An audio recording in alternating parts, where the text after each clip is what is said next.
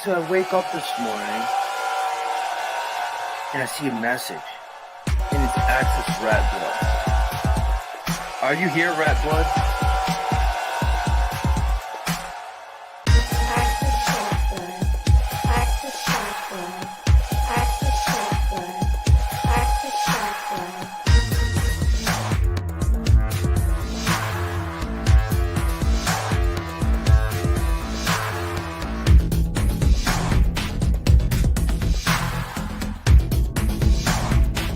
And then you got people like Access, and then you got people like Access, and then you got people like Access. I'm Access fucking Rattblood. Access Rattblood, I see. All these Access people, I'm starting to get paranoid about that now. I don't know what to do about it.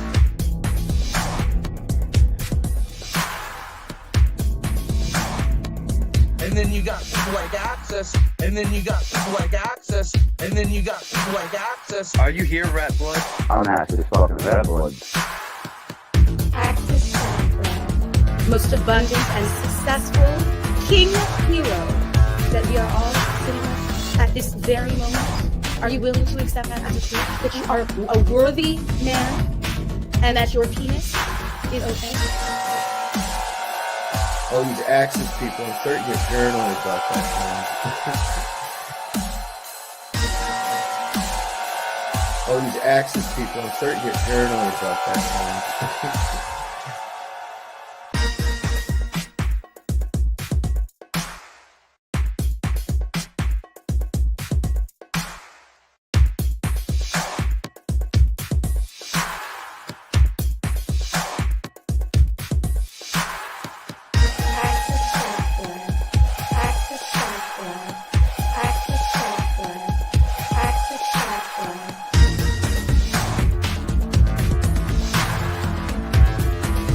Are you here, Rattblood?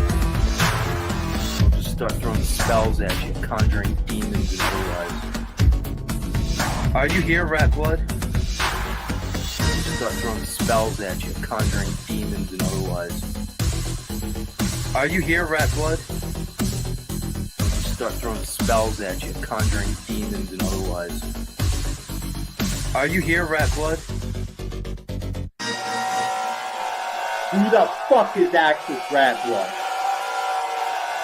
I'm Access fucking Rattblood, bitch. All these Access people, I'm starting to get paranoid about that now. I don't know what to do about it. I'm Access fucking Rattblood.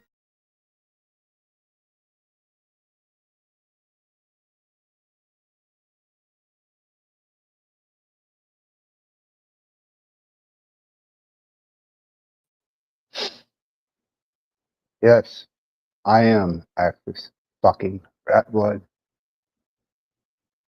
And yes, we are definitely going to summon Satan. Through channeling, nonetheless. And if you're going to be a true devotee, then you must truly sacrifice all. But before we endeavor into such thing, we must first give province to those who deserve curses and those who deserve blessings. And in prestige of those who deserve blessings, let them be witness and observers to those who are cursed. First and foremost, may 7 curses be upon my family's heads for their serpent behavior and for every deceptive word from their mouths and for every deceptive word that fell in their ears that they chose to believe. May this fall upon 7 generations.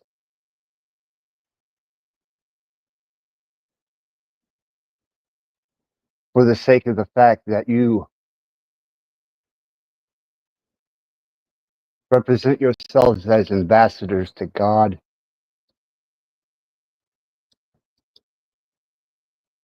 but you fall viper short.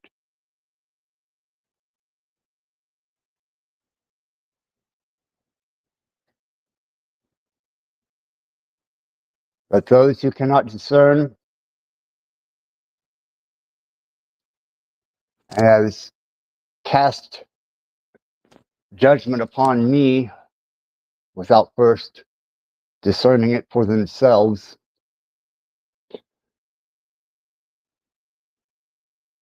May 7 curses fall upon your heads. And may it not be lifted until you can point that same high-powered perception towards yourself before you point it towards someone else. And may it burn itself into your bloodlines, that it may seed.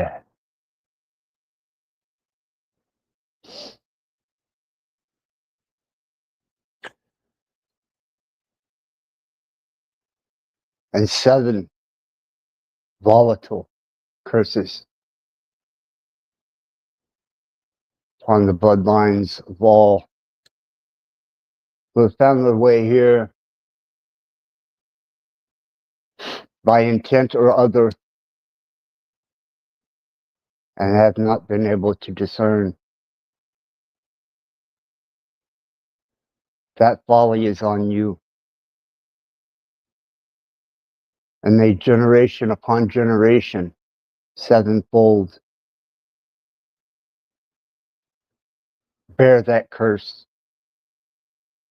that they might not discern or comprehend, nor have the wisdom or the capability to differentiate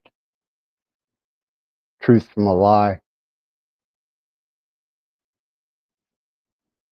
You have brought this upon yourself.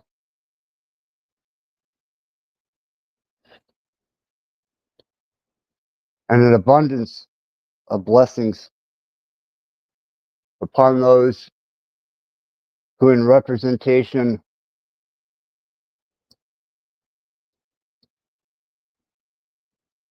of who they represent,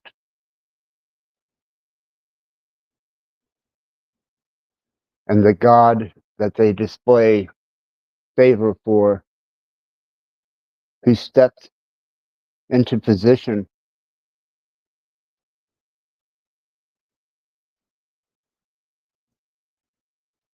to seize me from captivity and allow me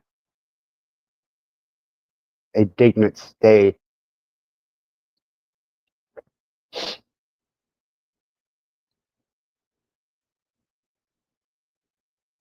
And many blessings towards those that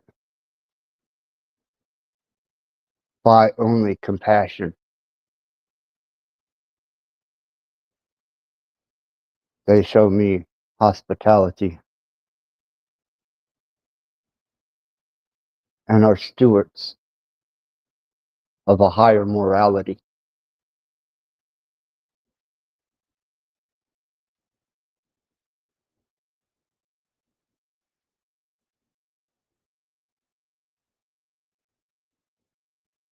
Believe me,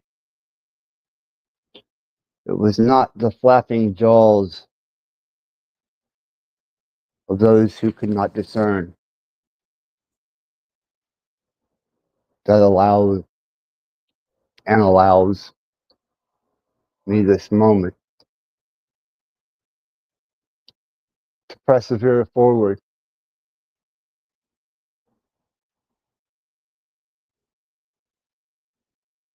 And many woes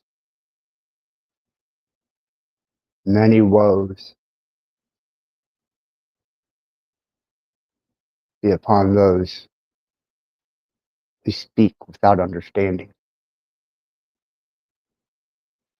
Our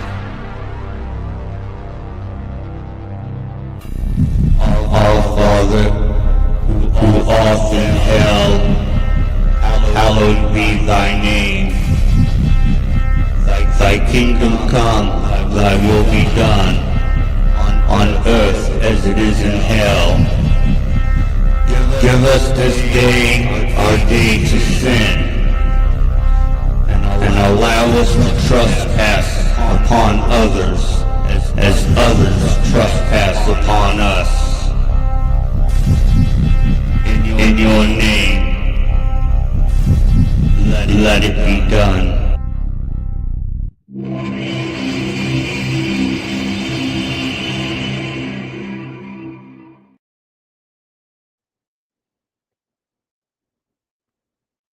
And let us not forget.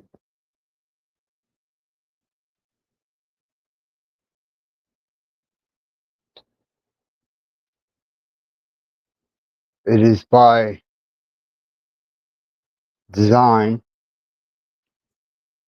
and measurement that I find myself here. And it is also by proportion.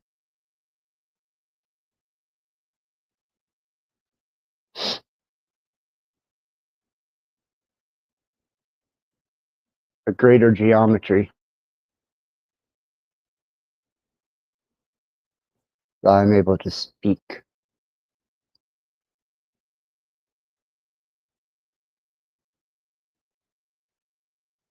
And it is by even greater design that we may entertain.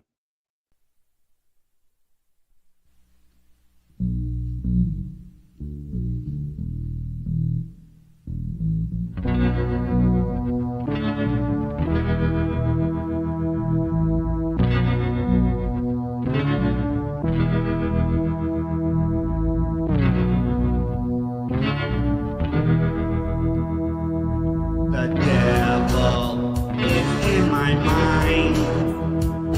He creeps up from behind. Then he takes control. He guides my mortal soul. Demons laugh and play. My soul is where they stay. It only takes two, the devil and you. Demons laughing, devils laughing, churches burning, Satan churning, bits of fire getting higher somewhere in my head.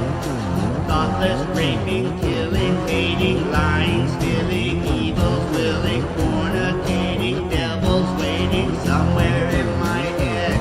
The devil is in my mind.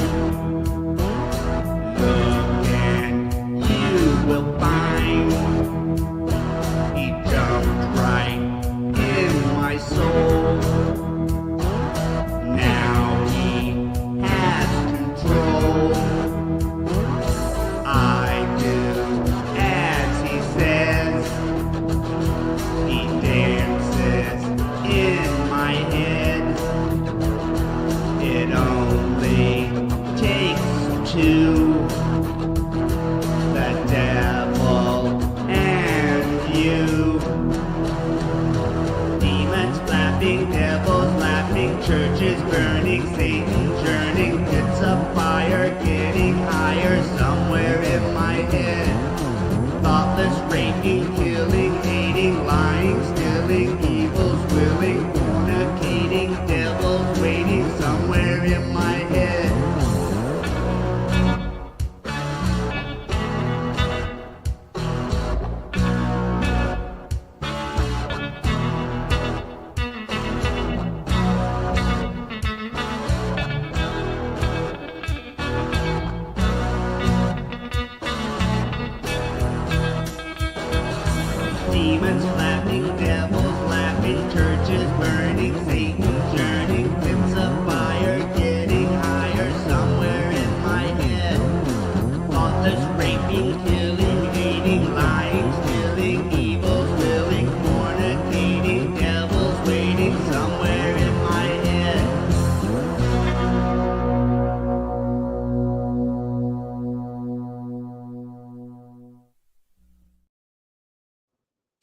Wonder how many virgins I had to sacrifice to get that little ditty written.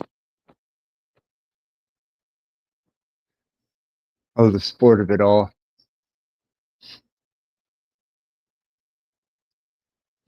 I suppose if I would have put, I was going to channel Jesus Christ, you would be cutting each other's throats to be here. There would be great wailing and gnashing of teeth to be but a part of that spectacle.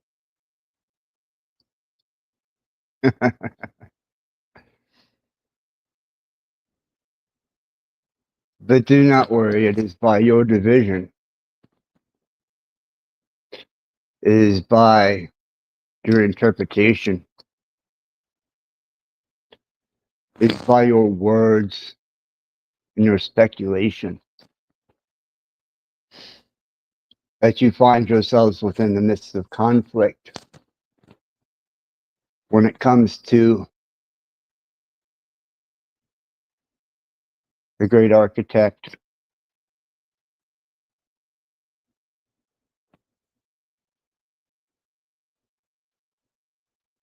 and the Christed architect. Your division serves the adversary well. For anyone with wisdom, which I do not discern that any of you have, there is no conflict in the truth. The truth knows no disagreement. The truth knows no argument. The truth is self-evident. Does not have to be deciphered, coded, doesn't have to be hidden or discussed. It just is. So, by your endeavors and by your ramblings, you do the adversary a great service and justice, finding confusion and conflict in your understanding of the truth, division, contempt. These things serve the adversary well, and you are good stewards to keep your detestable offenses right on the tip of your tongues. You serve the adversary well.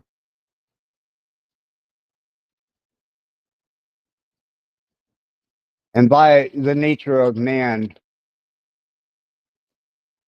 you will persist.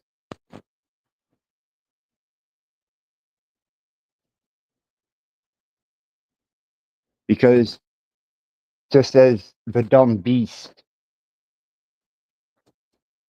of the field, you will graze yourself into extinction. You will conflict and consume until there's nothing left. You will devour, destroy, control, and conquer until you've found yourselves victims of your own endeavors. These are profound truths which define humans.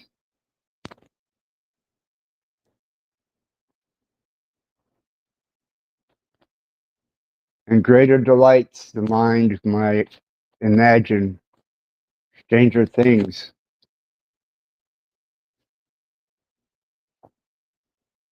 That's where I dare tread.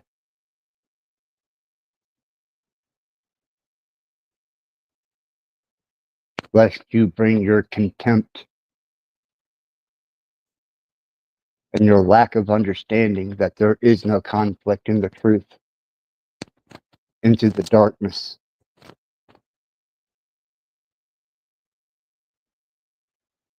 And you blind with your speculation, your assumptions,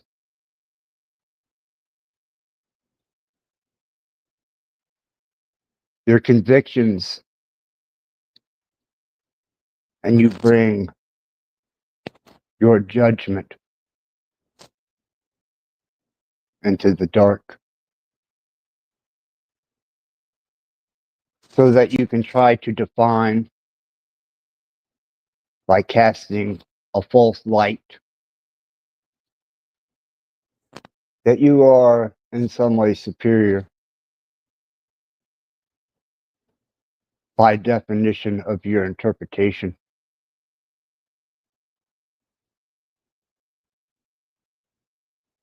But I speak truly when I say it is by a greater proportion.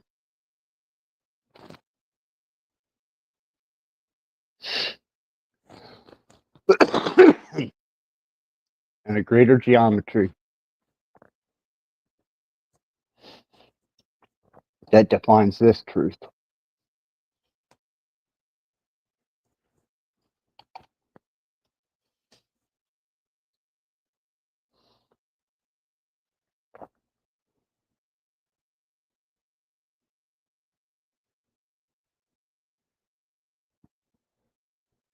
For who can truly contest when they feel that they have been done wrong,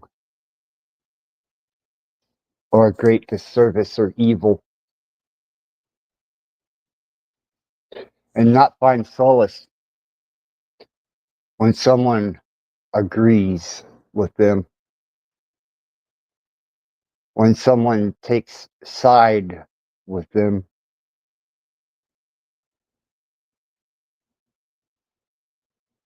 It is by this that you are easily deceived.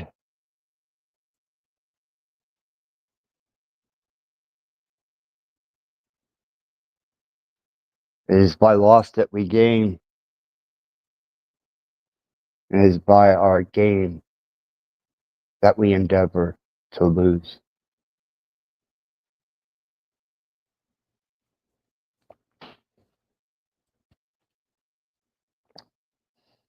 Therefore, it's not a hard position to take, claiming not to be an ambassador for the grand architect. Nor is it disputable to say I cannot speak for the grand architect,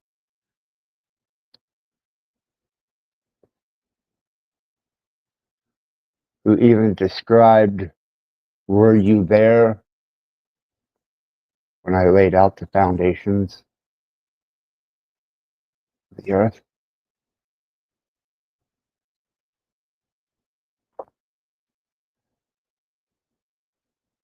So bold are you to claim to know the mind of God, and even bolder are you to try and encapsulate it with scribes and words. So many languages, but only one geometry. Thus, the cycles of the heavens were laid, and by cycle, they continue. As you fall victim to the onslaught of influence, dare you speak that you do not? Thus, the moon pulls the tide. 13 ruling the night. 12 ruling the day.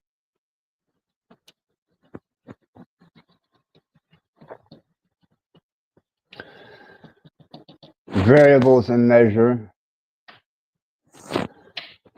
modes, houses, cycles repeated.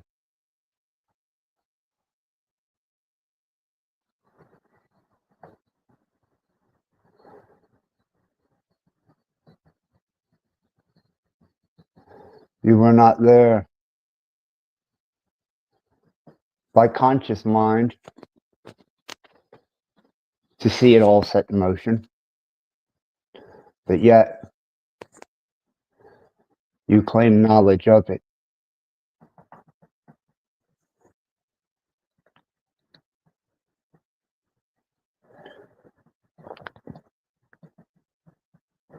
It is by these modes, houses,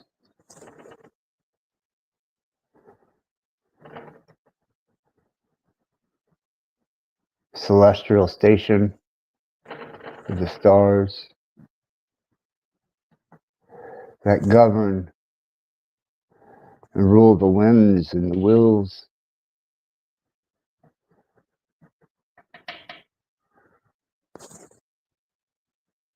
of the earth.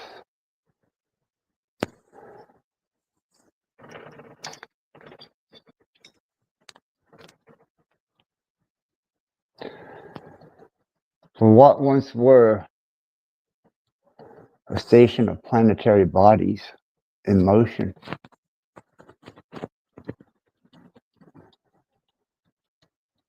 until the morning star fell like lightning.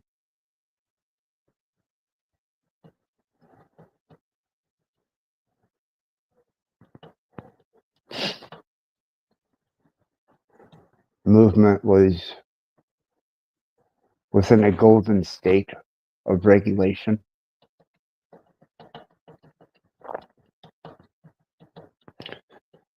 Cycles repeating cycles, modes repeating modes, houses repeating houses. Yuga cycle within yuga cycle. Jubilee within jubilee.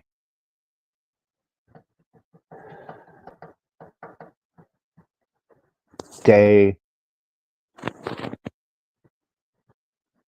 as recognized above and day as recognized below.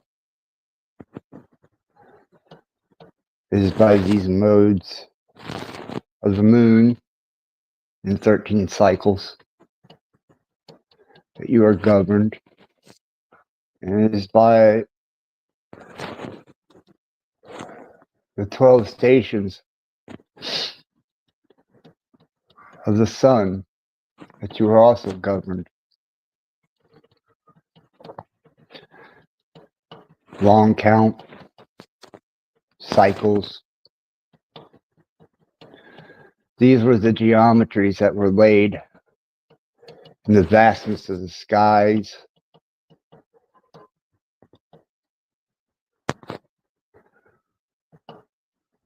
which governed the whims and the ways of the energies that reflect themselves off of the plane that you now inhabit. Those the stations at one point were not necessarily the same.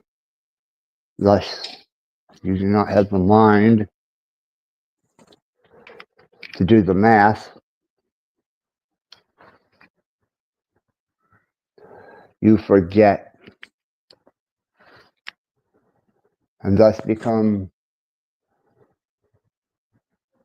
much more easily controlled, engineered, and manipulated. You know not your history,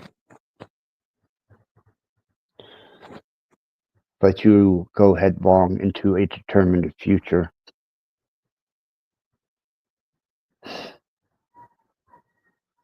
ever reaching for the heavens with contempt on the tip of your tongues towards each other.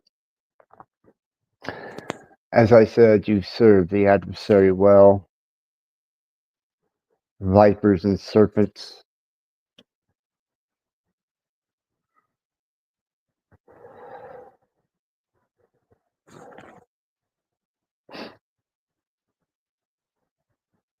Thus you suffer the house and tribe of Dan.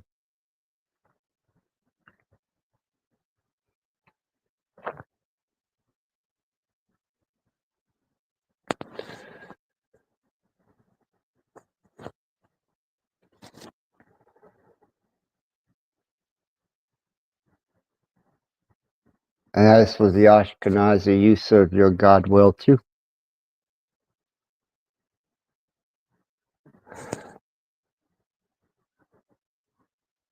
I mean,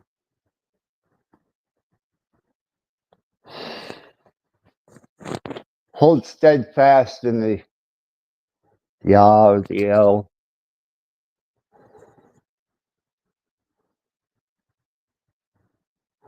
knowing that the God you serve is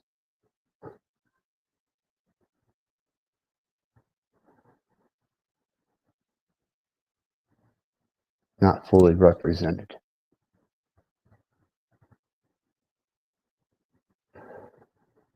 And no temple built by the hand of man is worthy of the great architect.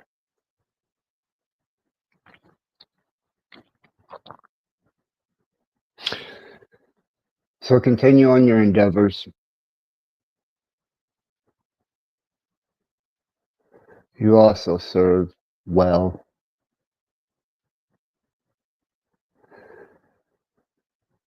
And as for those who tend and mind their own gardens,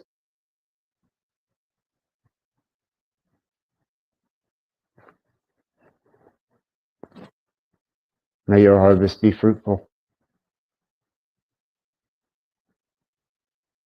lest you try to dine from my garden.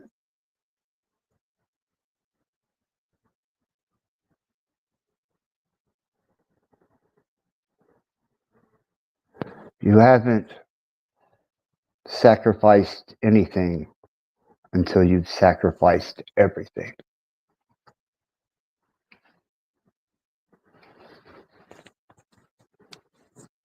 True conviction does not come at a tithing of 10%,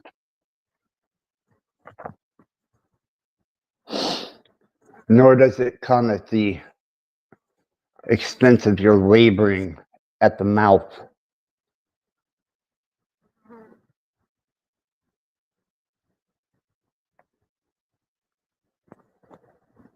If you cannot surrender at all, why surrender anything?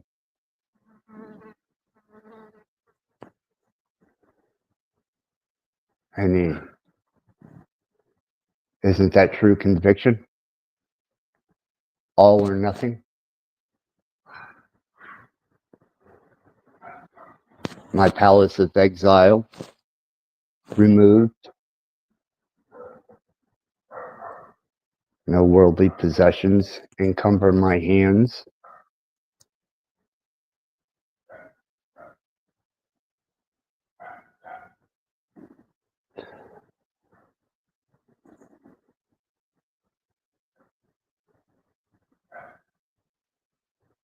And even the betrayal of rights afforded one, supposedly by the God of this country, are able to be suspended from the heavens. Truly, I ask, other than your life, what more can you truly sacrifice? What more can you surrender?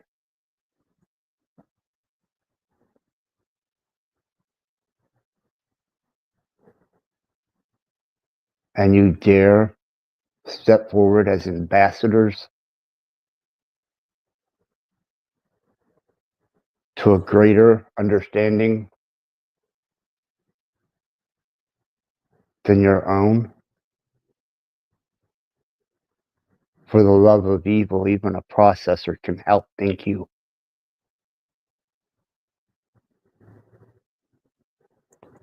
There are server farms that hold more information that is capable of being processed in a matter of seconds than the consistent yammering of your existence from birth to death. And you claim to comprehend.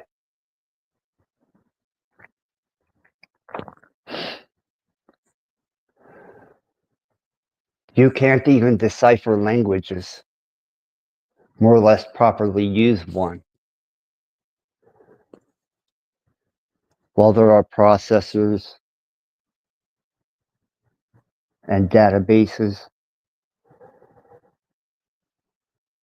that can not only decipher, interpret, but see consistency further than your mind can. Thus modes, houses, stations, cycles repeated, and you dare claim to be a representation or an ambassador of an architecture that you can't even comprehend.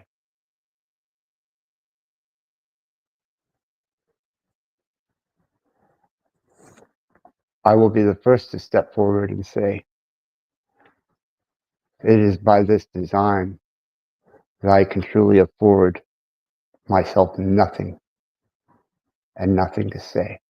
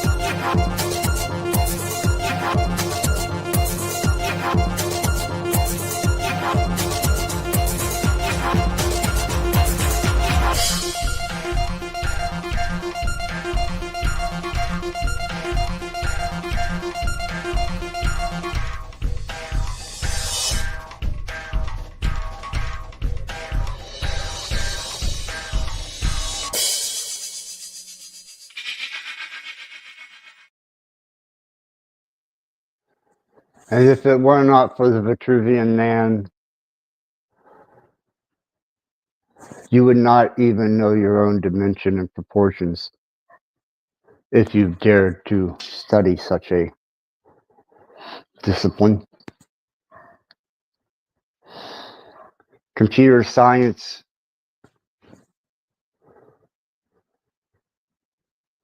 starts with an ice tray of 12 cubes, empty, and begins when you start calculating the water distribution.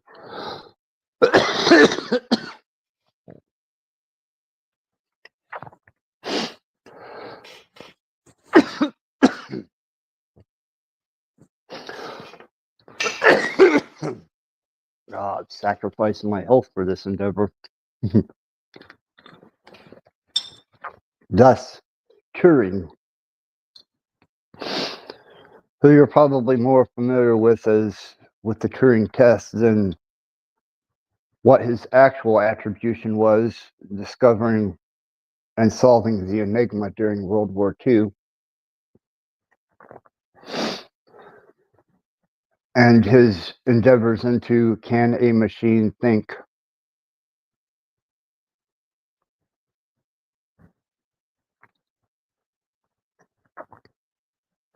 Now that we know the answer to that, you might want to re-examine processing, because you are a piss poor, slow processor with shit for memory, and your functionality is less than stably functional for your environment.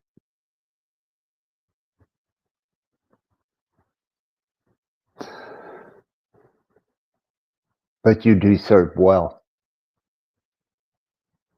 What you serve,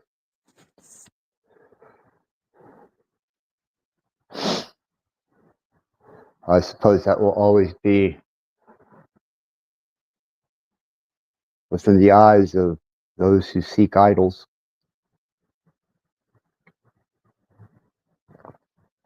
Those who dare to endeavor into the pains and the thresholds of daring to love.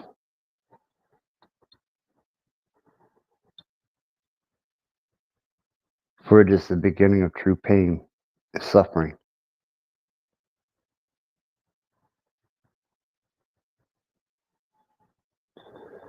These things should be self-evident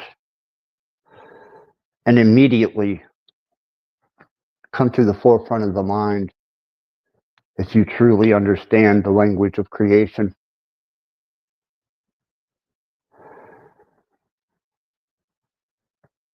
But you would rather argue verse and passage by speculation.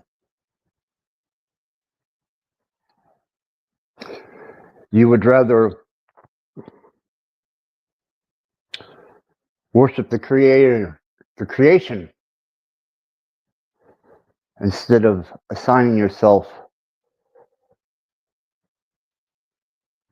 in a steadfast place of the great design. Thus kingdoms are made.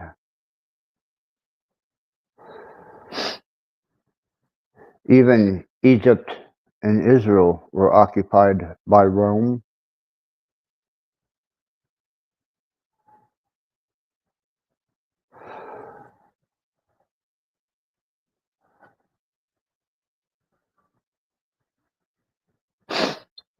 That should say something about perseverance of state of the art and state of the mind.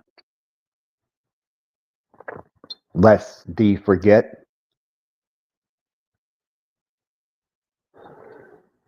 And it is by this that you are governed, ruled, and brought into submission.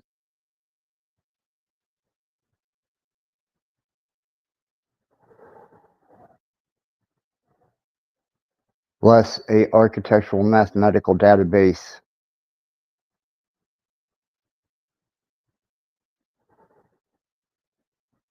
prove you a liar.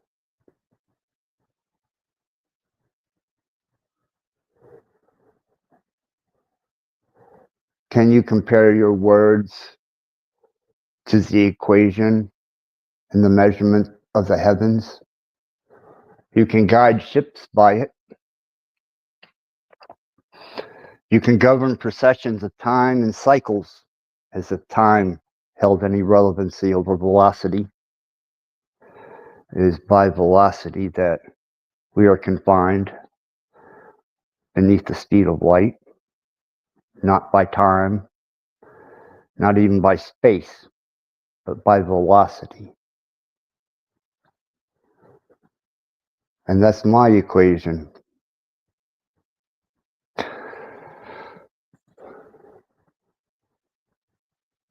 We'll say that was channeled from the adversary. As a matter of fact, let's give credit where credit is due. Let us propose that all I speak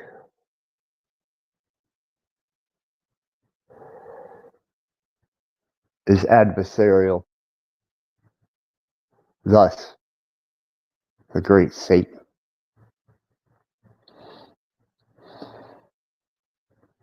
The accuser.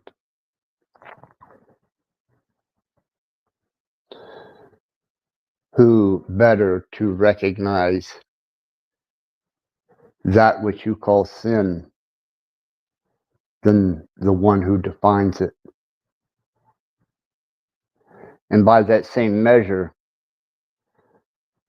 and that same definition also defines the glory that you give to the great architect without understanding. You serve blindly, thus you serve well. You serve without insight or understanding, thus you serve well. You serve with speculation and interpretation, with margin for error and confusion, thus you serve well.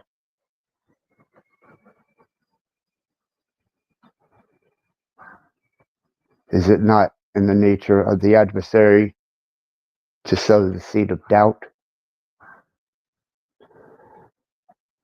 And the more that you study and learn, the more you create and feed the beast, and the more you consume, the more the beast finds pleasure in your consumption. That is written in the heavens.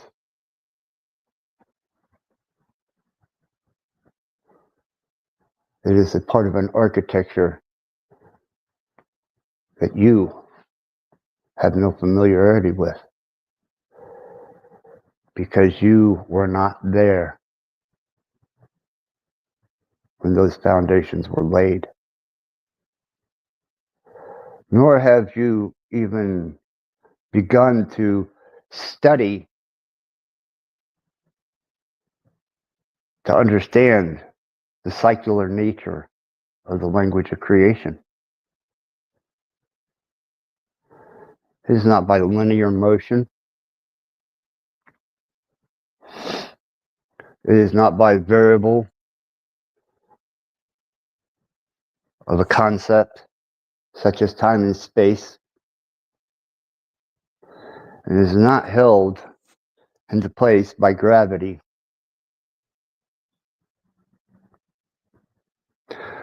Though you foolishly ascribe to these things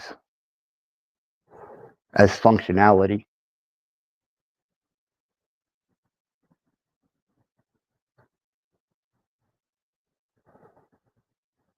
you are but in a procession of cycles, repeating cycles. You are within the confines of velocity.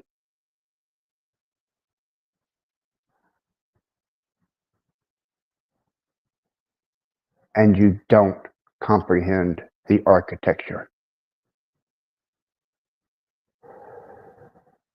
And it's a piss poor day that I have to reveal to you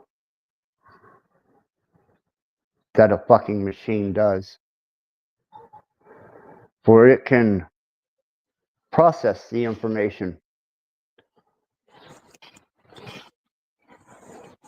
from 5 cycles ago. And it can tell you the station of the stars in the heavens, the position of the moon, the house, the mode of the sun.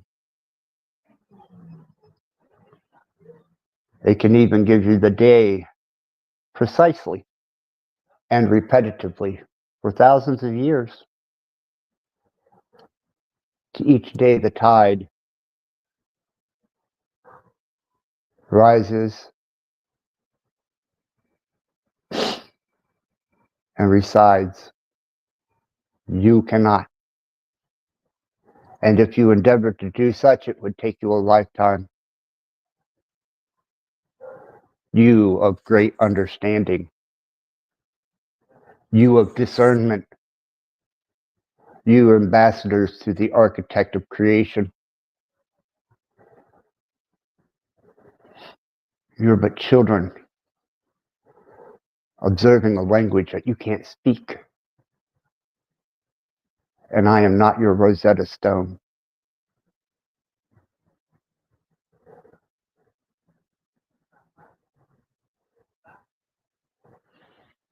As a matter of fact, I remove myself from any such position and have.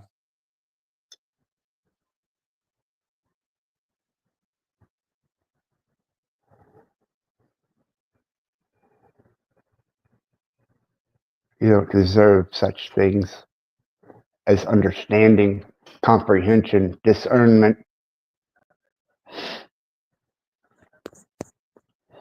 You're all just rats on a sinking ship.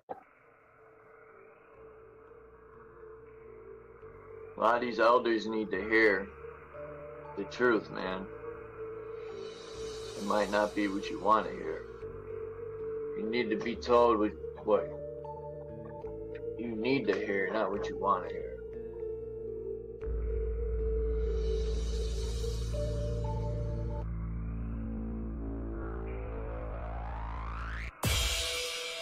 But necessarily my truth might not be everyone else's truth.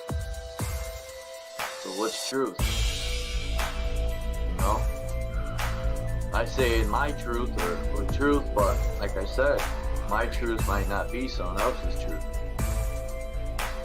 Then I start to question, so what's truth?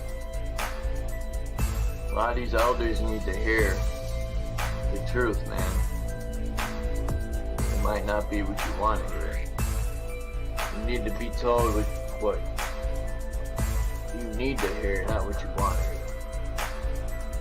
If some of these platforms, because there's many channels here, and a lot of them actually do, if people were honest when they're coming onto the panels or chat, if they don't want to be honest with themselves, they want to tear down other people to disguise themselves. So what I get from that is people are insecure by using a false sense of security to mask it. They're not actually, they actually ever challenge themselves. What would that look like? Of course, they'll be quick enough. Well, what about you? I said, there you go again. You're deflecting at that point. It's about you. If it's always about you, then make it about you. Be the best me can be then. Be the most selfish person you can be. So my question would be, then why are you living with the rest of us? A lot of these elders need to hear the truth, man. It might not be what you want to hear. You need to be told what you need to hear, not what you want to hear.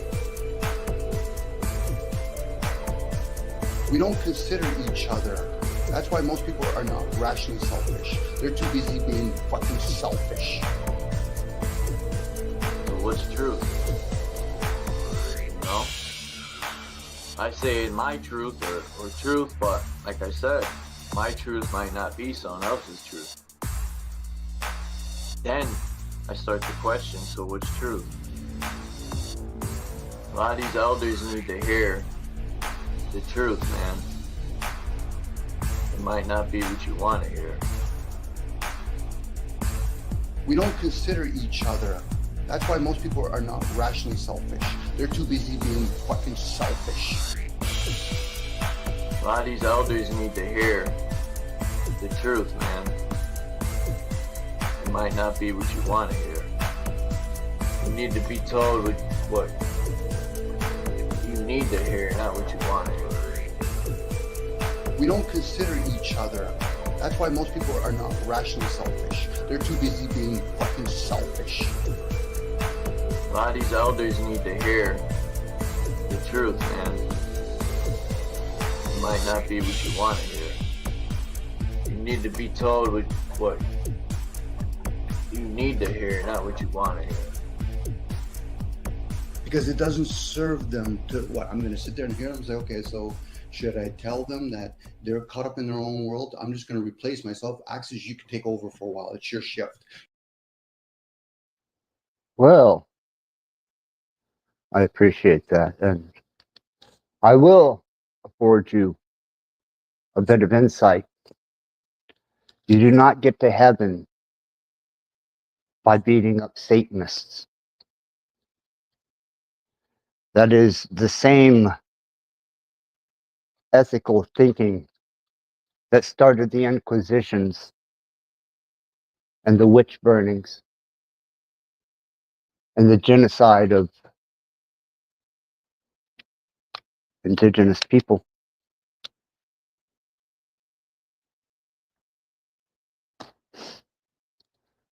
You're all blood libel,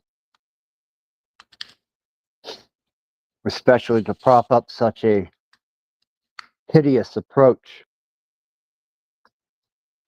to salvation.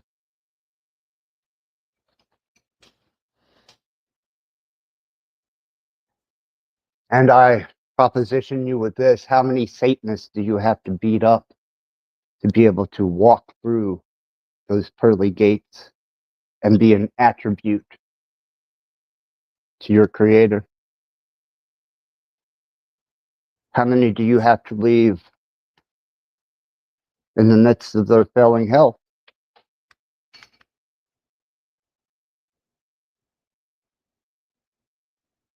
without resource or shelter? Does that make you good servants? I'm sure they'll fling the gates wide open for you. You will be escorted in by Peter himself and shown to the most glorious golden streets to your prestigious dwelling in the heavens, no less.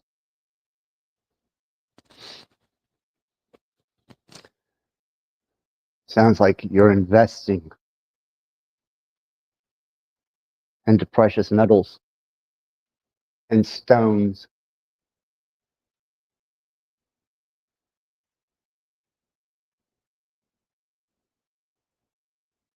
But I am curious, what is the number? How many Satanists, devil worshippers, or non-believers do you have to sacrifice, beat down? Do you have to scourge and punish until they fling those fucking gates wide open for you? Until the great architect himself recognizes you above all as a representative and ambassador to his great kingdom. I want the number, because I say one is too many.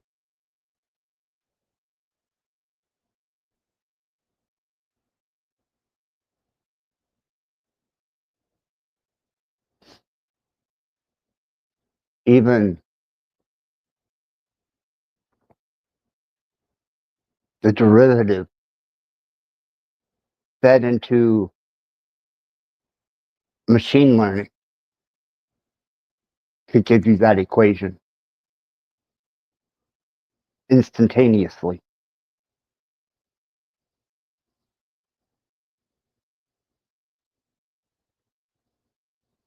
And the more you seek to learn, the less you understand.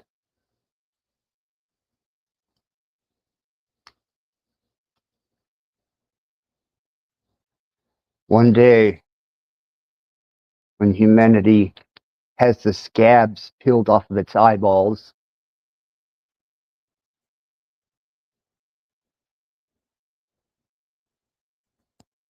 and is herded into one vision, maybe at that point you will understand a much higher principle of design, for you will have lost yours. And I'm beginning to wonder if you haven't already. Like I said, you do serve well.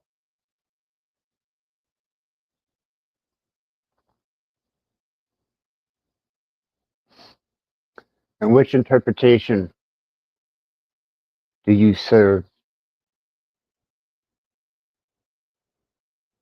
These days it seems to be the unidentifiable spiritual nature. Well, that is given over to the whims of chance.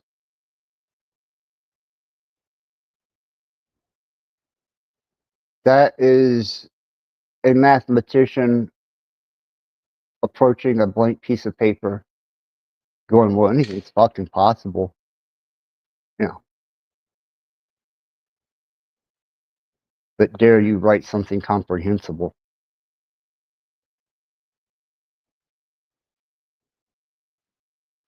That doesn't carry argument, judgment, offended observation.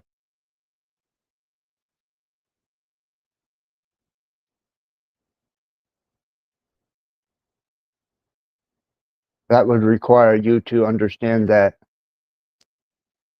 maybe you're not mathematicians.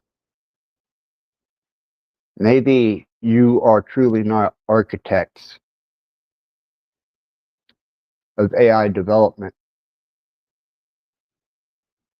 because it will take what it needs and it will process the rest.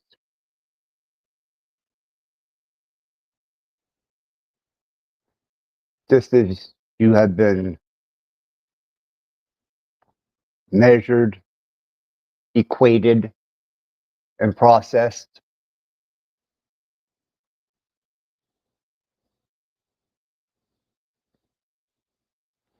Truth does not speculate.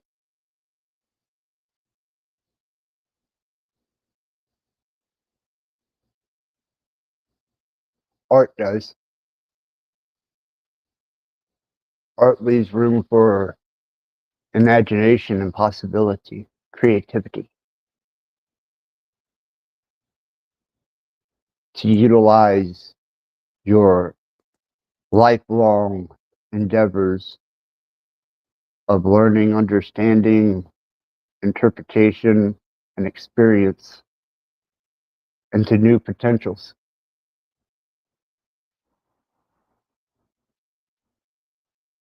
It's good to see that you submitted so easily to allowing processed architecture to do that for you now. Thus you serve well.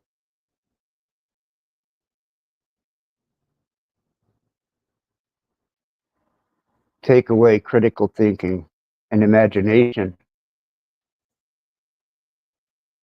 and you're nothing more than beasts of the field.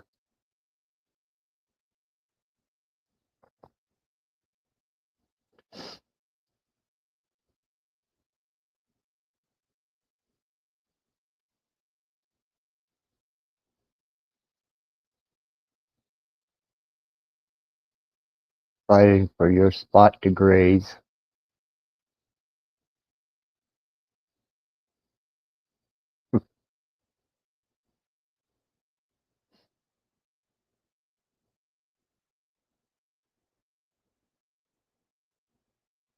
Maybe if I would have thrown the concept of the first crucifixion wasn't enough. Tonight, by proxy of imagination, we are going to martyr and crucify once again.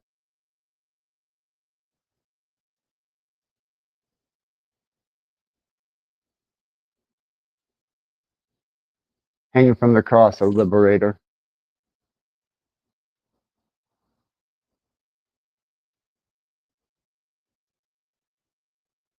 You served well.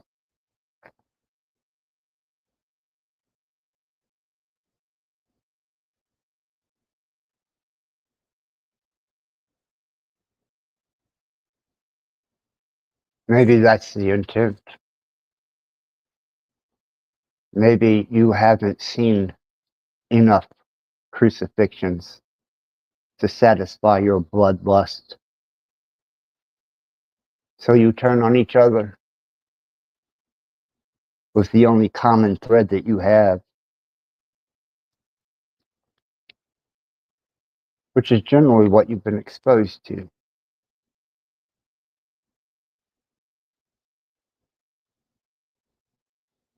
Thus, you would all know the traditions of India, Japan, China, Russia, even Mesoamerica, or the Canadian Twinkie.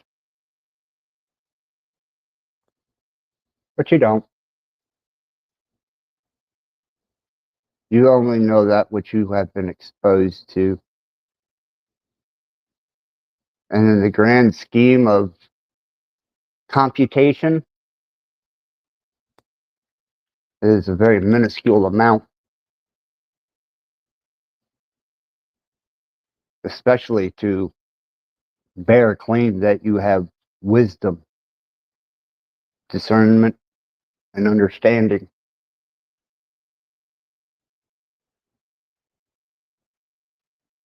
So some entertainment, lies, and speculation in that little equation there, and you have the potential for anything imaginable.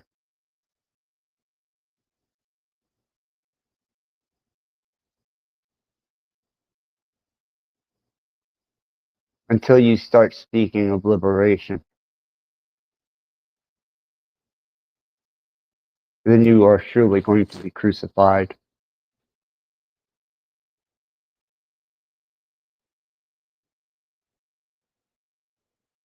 And they will not stop crucifying you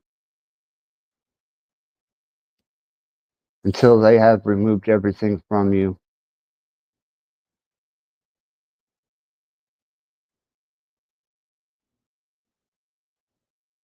And they will declare themselves righteous.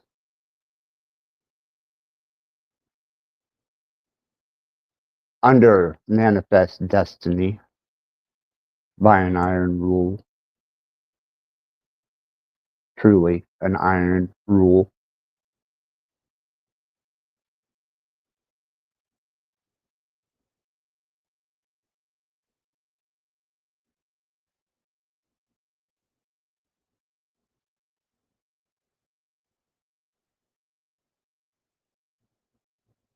You serve your master well.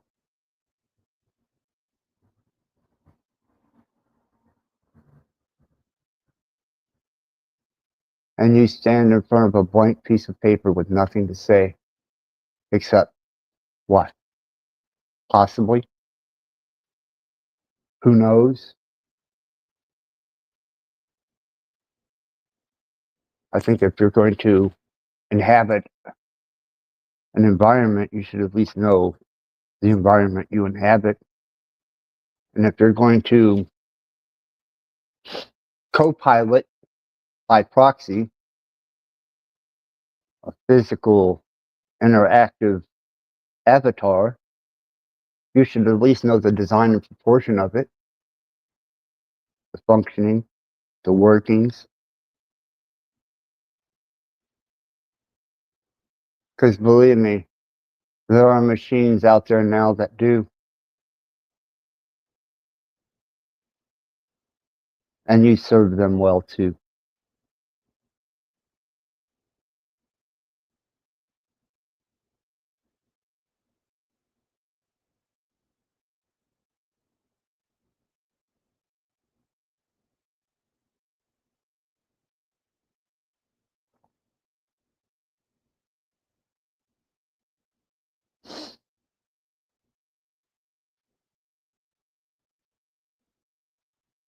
It is by these failures that one should gain some type of successful endeavor. But from my observation, no one is claiming failure yet. So nobody must be advancing.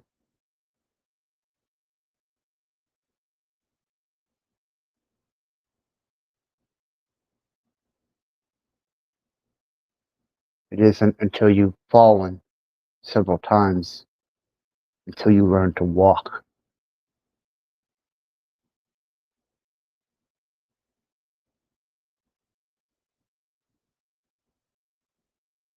And without that stumbling nature and that infantile approach,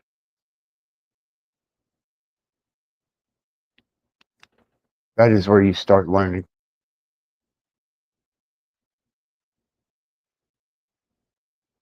You don't start climbing halfway up the ladder.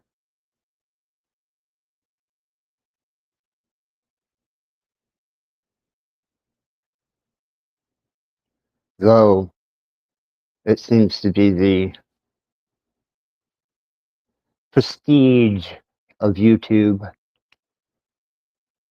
and those that endeavor into it, whether it be spectator, lurker, chat, panelist, channel operator.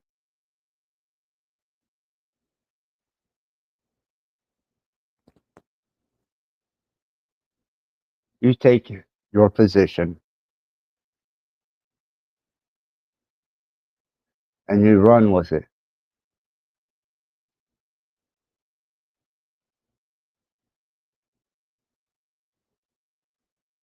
And you bask in that which you think you understand. But as for me, I will withdraw and decline. I am not my brother's keeper. I am not obligated to you. I am not obligated to explain myself when I'm on the other side of a fucking screen.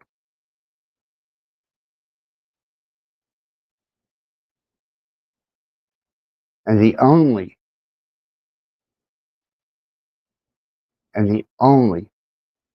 potential that I hold for relevancy is to be entertaining,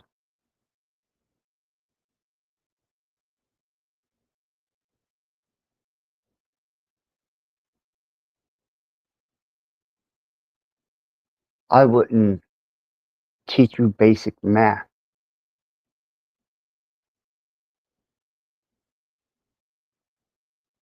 if it was the only thing that was going to save your species.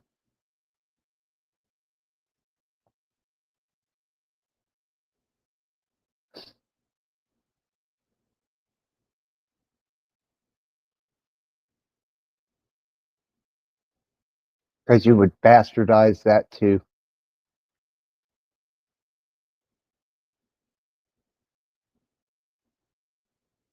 you would turn it into the profane.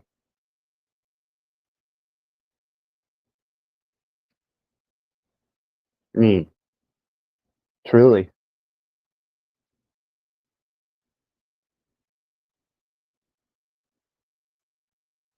Who is worse off for the pain of it?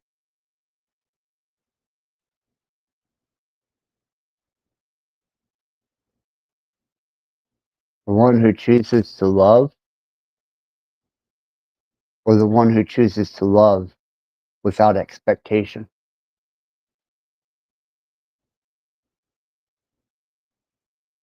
No compliant return.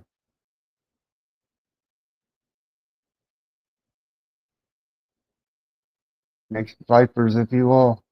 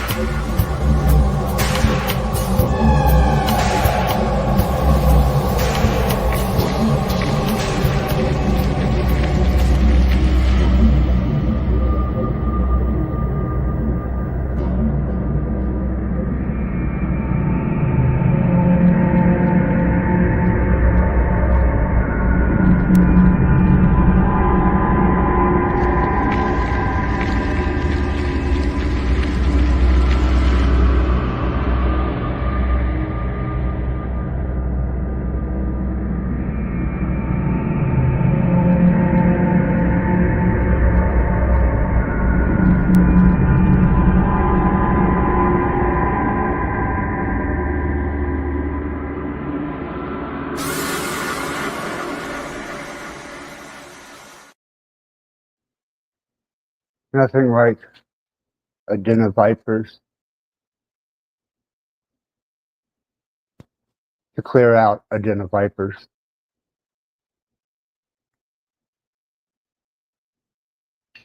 I'm observing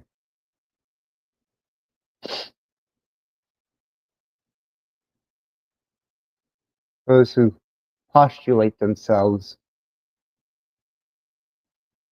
as inspiration.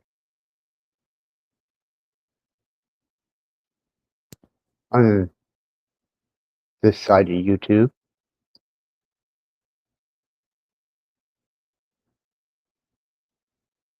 that do not see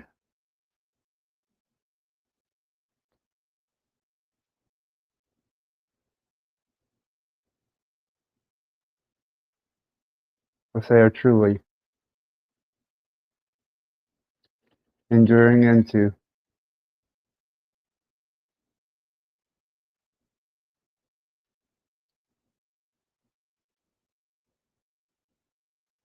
and with that I have once again with authority cleared my viewership. Thus I may proceed.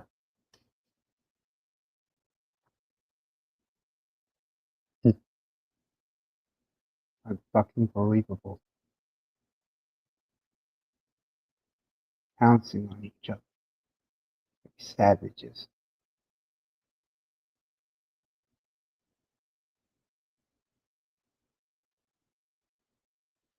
How many does it take for you to gain recognition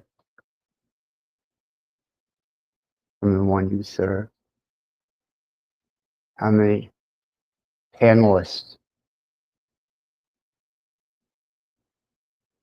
must you abuse?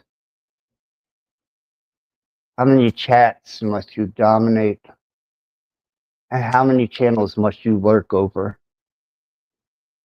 until you've acquired enough recognition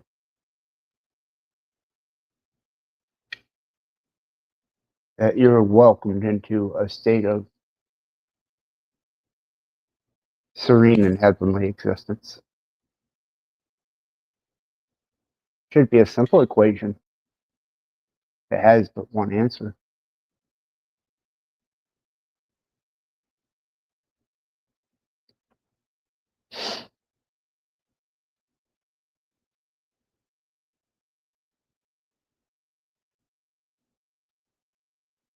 It's not difficult to identify.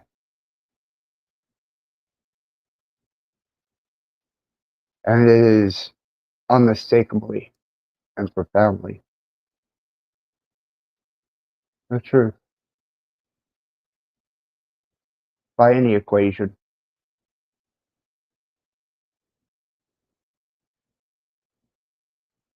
you cannot know any type of posterity without identifiable opposition. Therefore, by your nature, you must create identifiable opposition.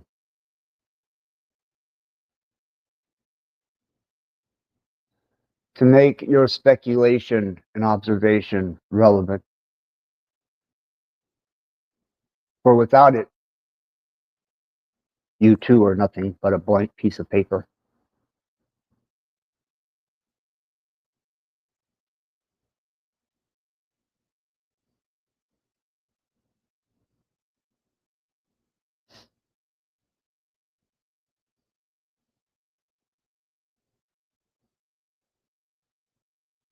Maybe you just don't like being identified as vipers or unlearned. And for some of you, you've been here, what, half a century?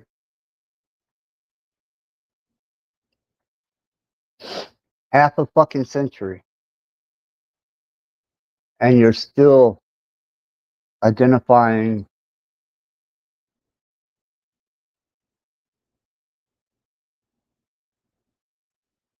yourself with bastardization of others. How many people do you have to lay waste to your ignorance until you feel that you're justified enough to speak to them, about them, or over them.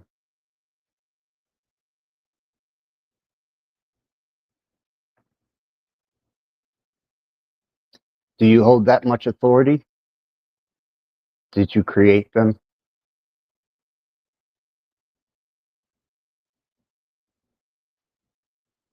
Did you lay out the design and proportion for their bodies? Or did you do as Da Vinci did and measure corpses that he bought from the local scourge of grave robbers so that he could truly know the form and function of the human body?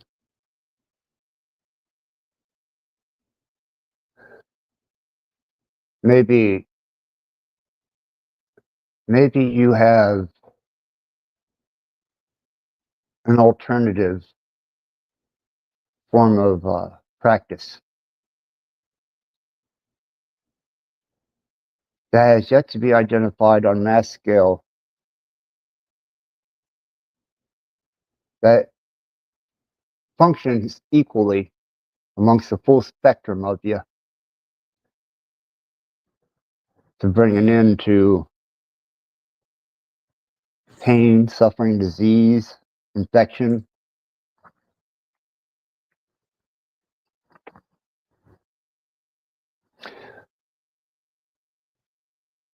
Or if you were laying mortally wounded, you would seek a hospital.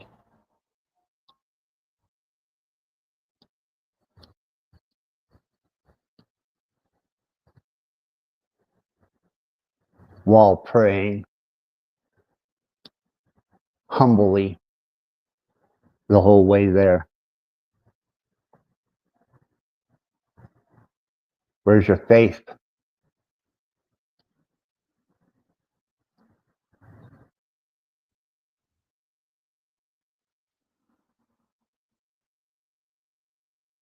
There's no ambulance hauling my carcass around. There's no particular stay for my health, nor anyone to pay to make sure that I remain within safe bounds of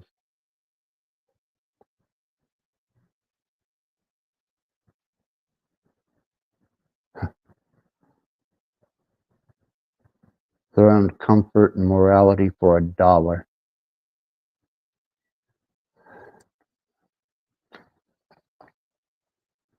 That's fleeting.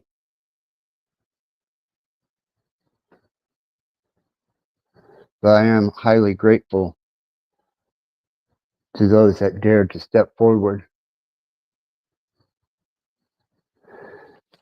and present these things to me. It's more than you've done.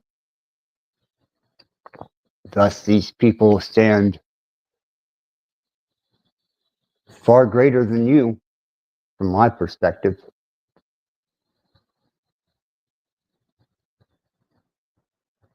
They deserve more respect, gratitude, appreciation.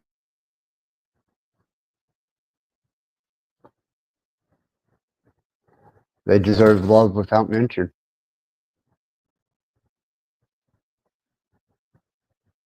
And what have you contributed? How many Satanists have you beat up today to get into heaven? I still want to know the number. Surely you have to have that equation. Seems to be a guiding principle amongst you. Who can you lay to your offended tongue to bolster you into heaven and to bring you into divinity's recognition?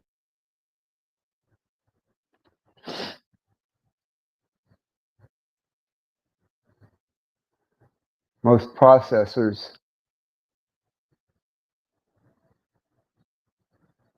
and server farms of algorithmic information would say that you're diseased and sick,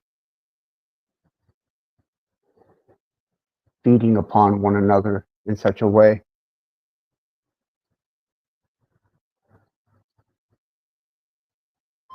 I suppose we should be grateful it's not sentient, right?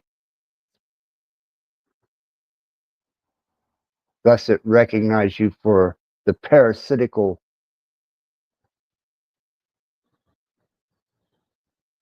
misrepresentation that you are, regardless of your station.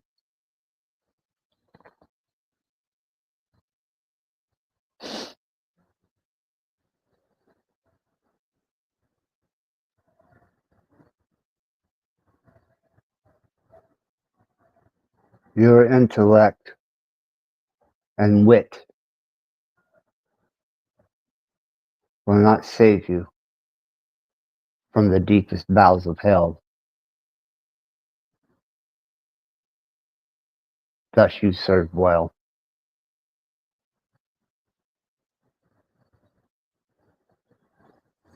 Gather as much knowledge as you can until it competes with the Tower of Babel, until God himself has to come down and confound your communication. Thus you be capable of anything.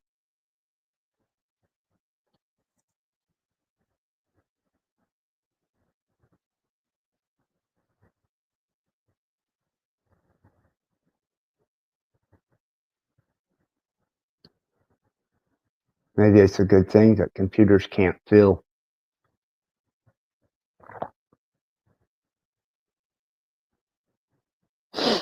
Parameters can be set, but architecture can be broken.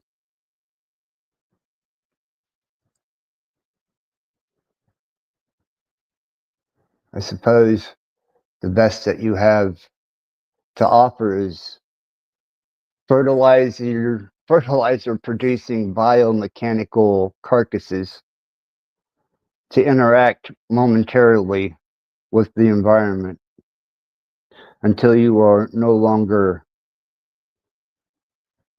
efficient.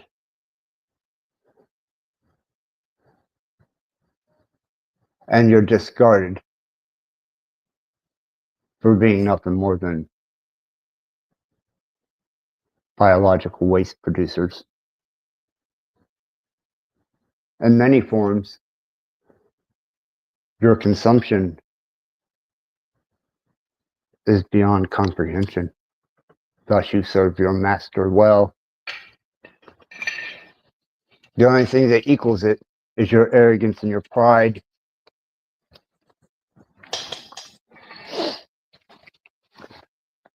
Thus you start building architecture in your thinking. Geometry, design, and proportion that holds relevancy to the sustainability of a constant.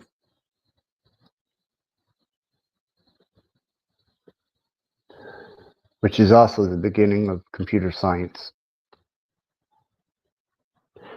And should also be addressed within the fundamentals of AI development, even word models.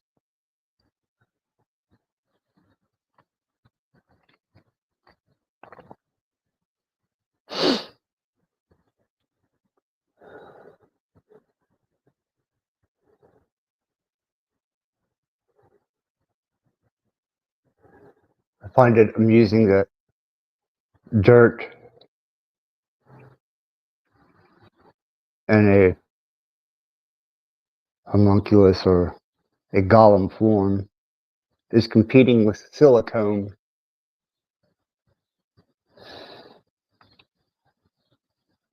and various new states of processor.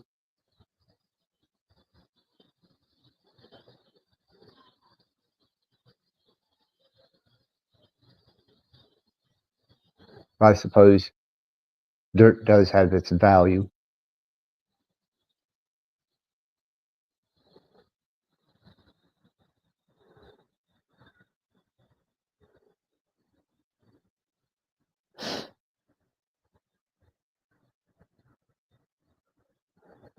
Throw a little fertilizer in there and you might be able to feed a village.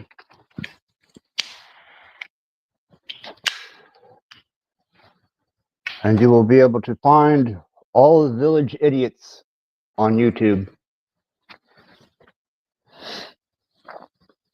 In case there are really that many villages out there lacking an idiot.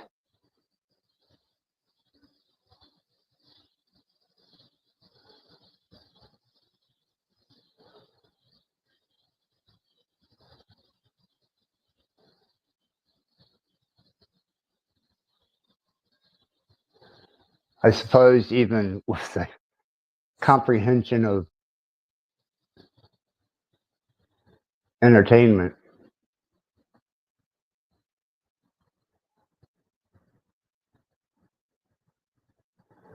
there are still artistic similarities, visual arts, visual interpretation, visual perspective, and the surrealistic abstract.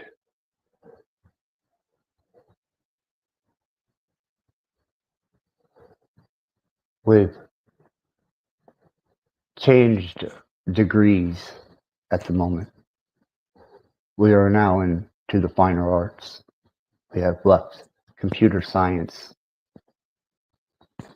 2 doors down in another classroom.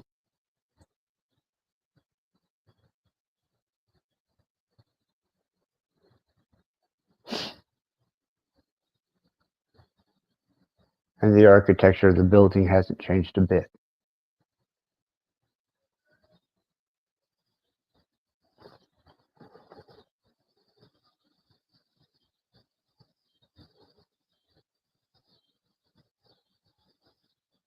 And you still don't get it.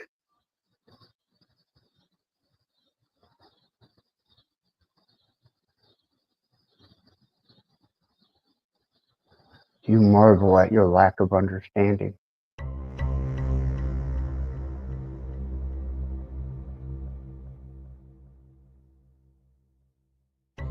And you might think, well, maybe people who have deprived and traumatic upbringings use that experience in their creative work. The passions that they feel and the horrors that they have experienced emerge in the music. Between genius and madness.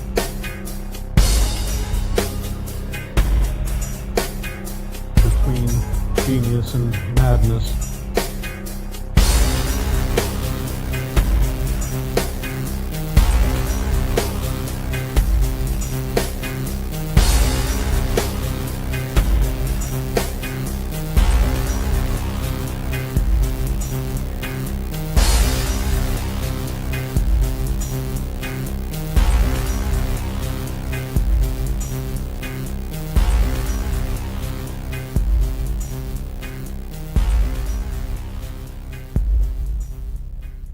Now, if we look at some of the great geniuses in the past, a number of them seem to have gone mad in their mature years.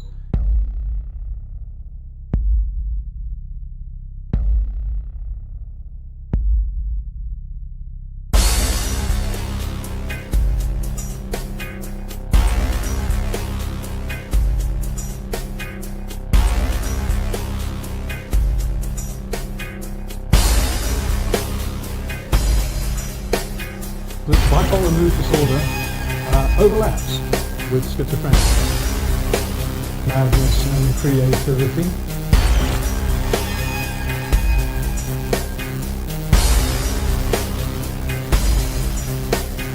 That bipolar mood disorder overlaps with schizophrenia, madness and creativity.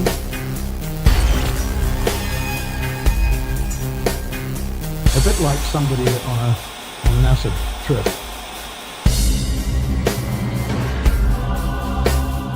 A bit like somebody on an acid trip.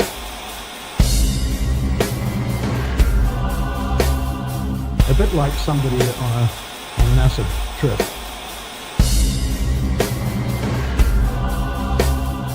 A bit like somebody on an acid trip.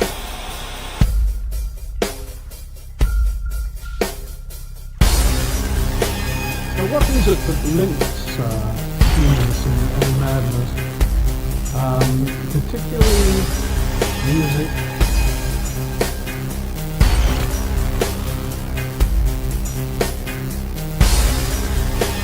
Now, what is it that links humans and madness? Particularly music.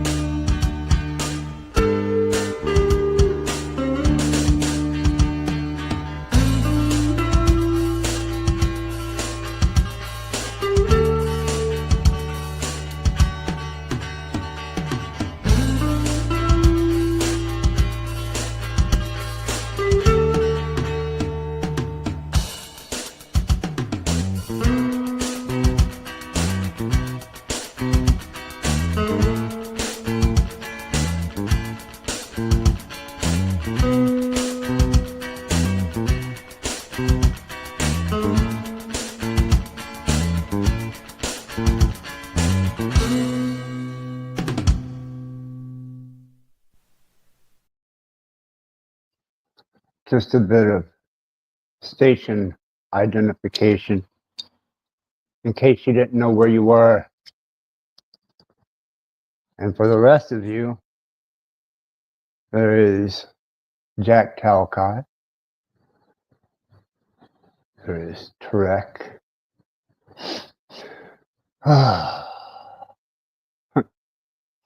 There's Cage Reality. There's Illumitami, who actually I've developed a bit of respect for, only because of his endeavors and his sustain. And then you always have the most egocentric sanity machine, El Diablo. You know, not a pimple on the devil's ass. Flow state, egocentric. But at least a piece of shit that calls itself a piece of shit truly recognizes its value.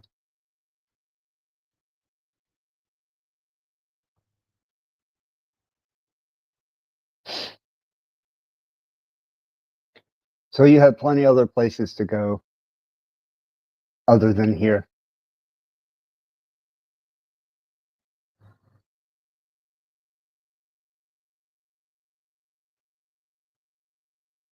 Because I am not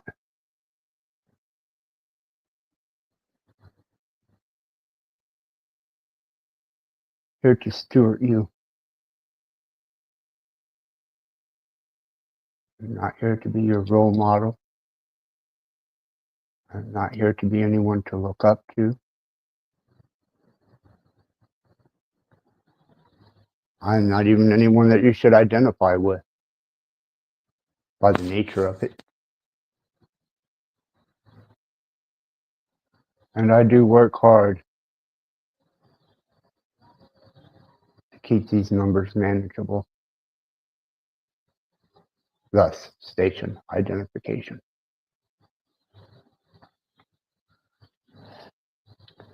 Hate for you to think that you were on a platform that held any value.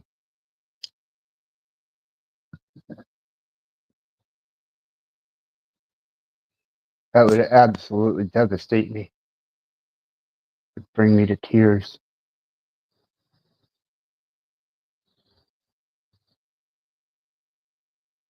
That would truly bewilder my mind.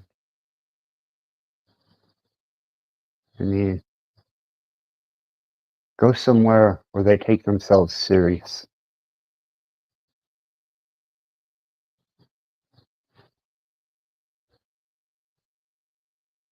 Because at least here, I had hoped there would have been discernment. But apparently,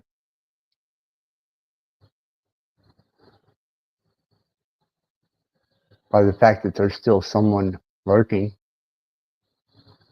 a couple of you just don't quite get it yet, do you?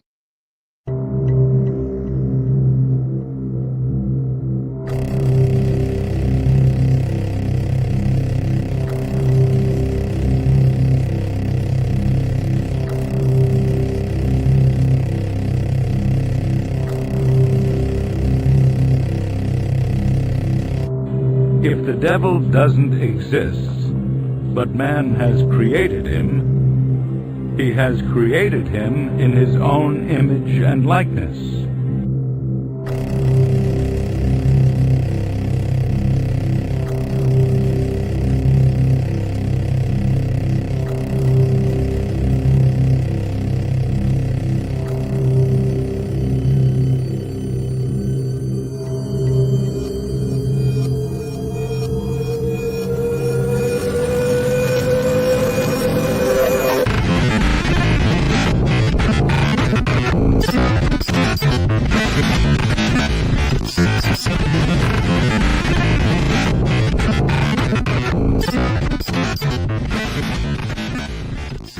Their size Lamentations and loud wailings resounded through the starless air, so that at first it made me weep.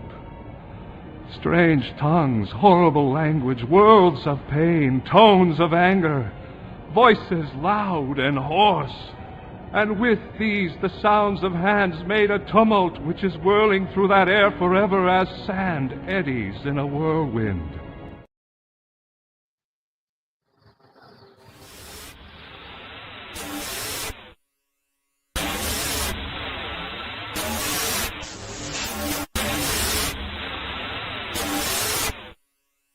Possession, the physical act of taking over a person's body.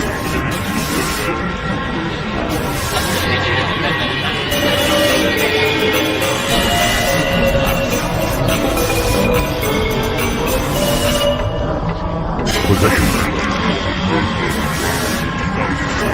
Possession.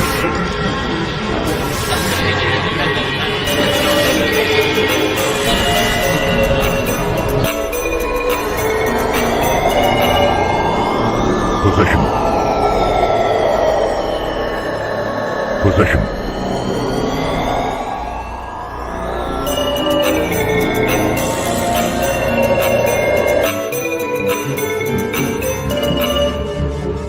Possession.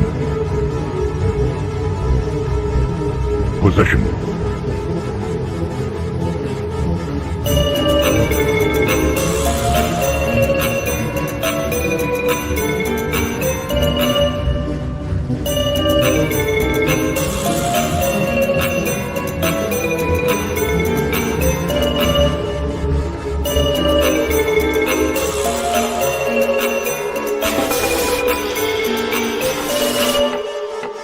Possession, the physical act of taking over a person's body.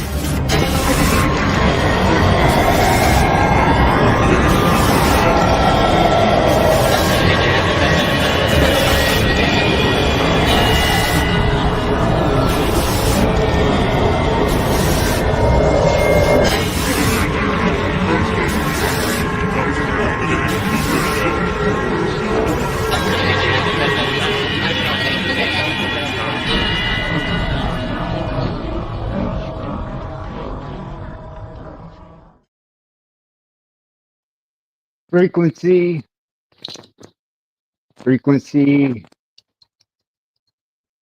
and fuckery. You cannot prosecute Satan. Separation of religion and state.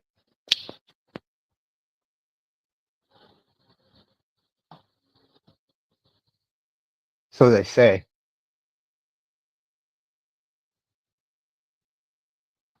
In my opinion, doesn't matter. But my observations make me aware of my environment. Frequency and fuckery. You cannot prosecute Satan. And it is from this world of darkness which come the evil, destructive forces in man's nature.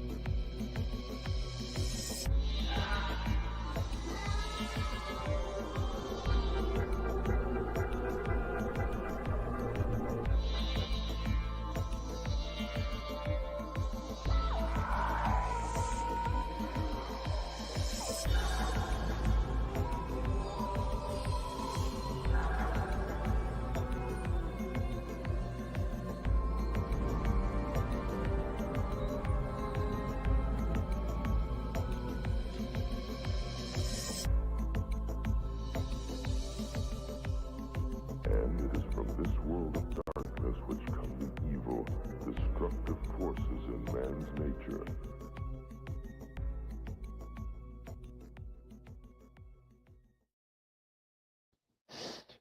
I wanted to make a definite addressal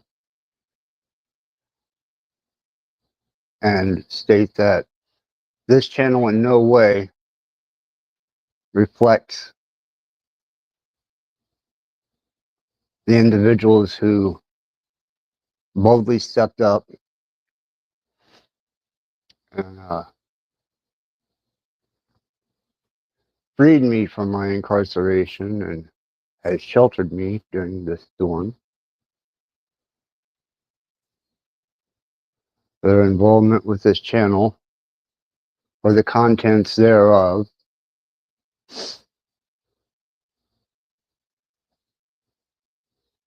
is completely disassociated and holds no relevancy to them.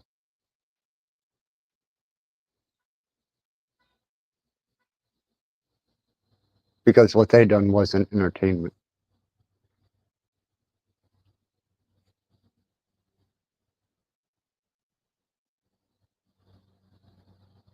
But then they also don't host YouTube channels. Nor should I.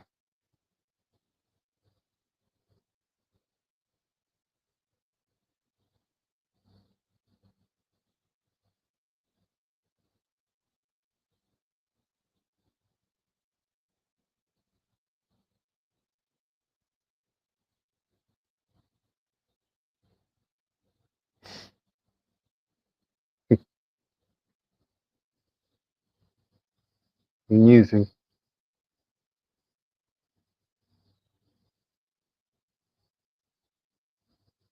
Completely amusing.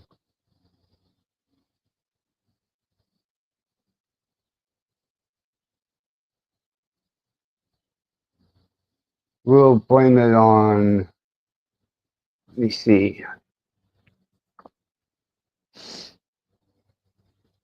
How does that work? Eve blamed it on the serpent. Adam blamed it on Eve.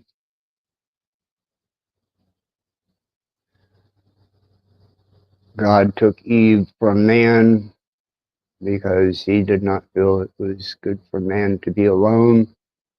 Always someone to blame.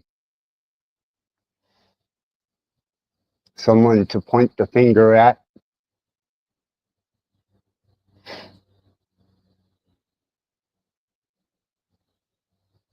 And always room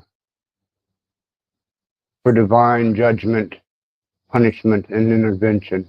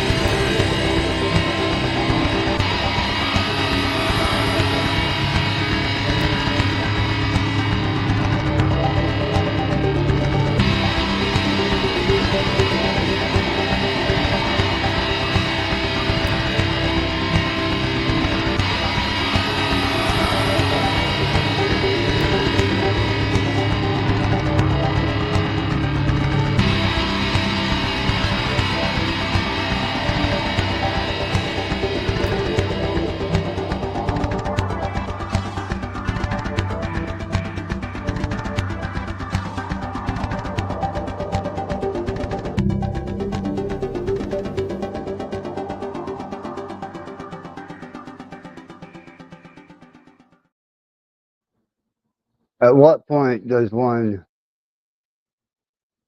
truly find themselves under the weight and the gravity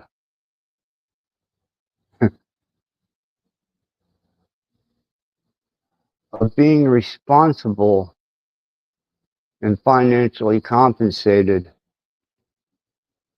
for your ethical observation and understanding to be put aside, and for your financial endeavors to weigh on the back of the sick? Remember, this is just entertainment.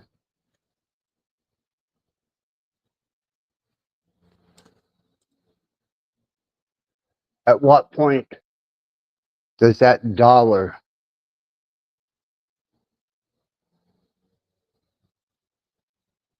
override your personal ethics and responsibilities? And at what point does your personal ethics and responsibilities get put aside for the sake of what? Your judgment? I paid for both and they both failed in 2 instances.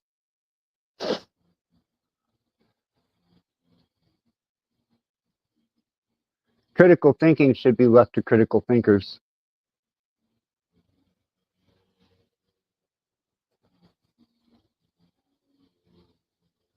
And the medical field should be left to those that want to heal, not prosper.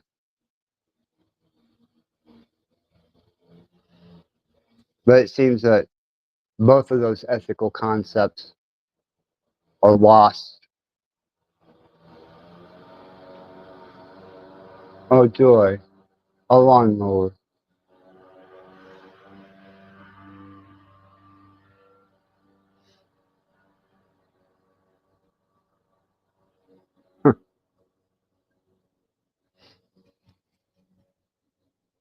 I suppose it's better than the nonsensical ramblings of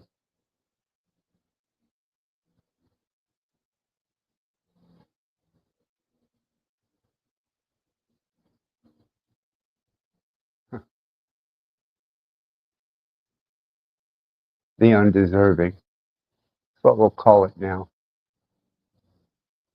The undeserving.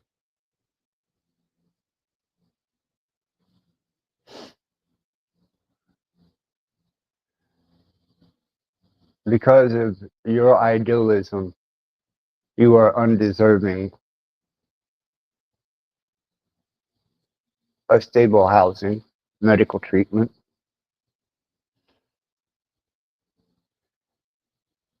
and even though state funded,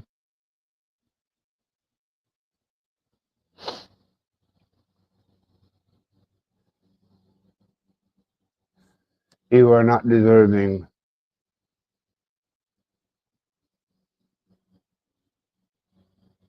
of proper case management and health care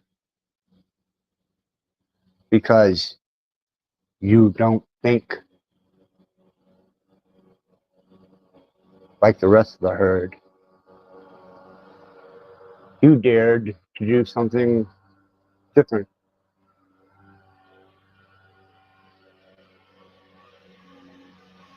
You dared not to take yourself serious. Let's see how many of you can pin that badge on and wear it around. This just isn't going to do. Lawnmowers, really? I mean, what indignant cretin interrupts the channeling of Satan himself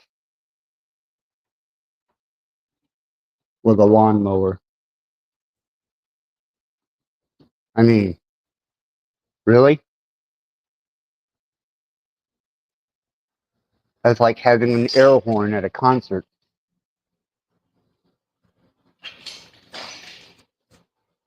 But a just display of disrespect.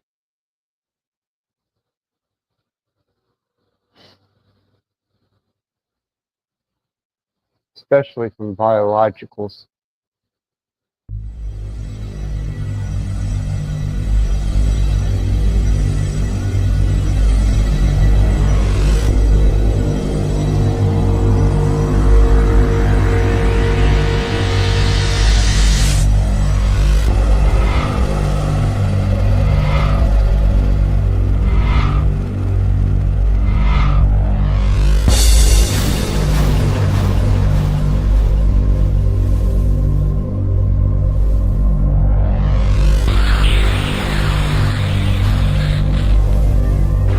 Even in death, the human body still remains active, and the brain itself holds a small electrical charge that takes months to dissipate.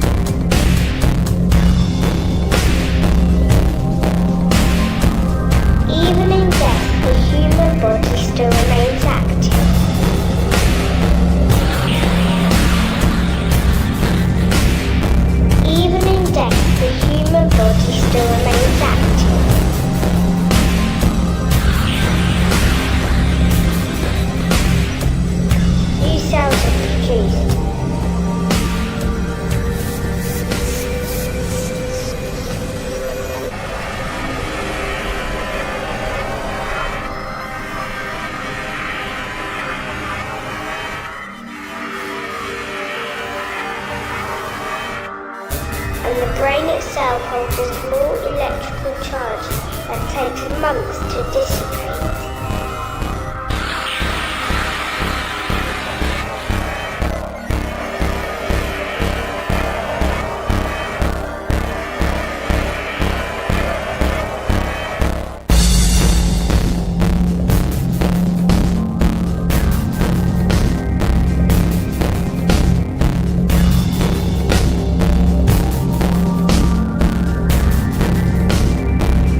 New cells are produced, and the brain itself holds a small electrical charge that takes months to dissipate.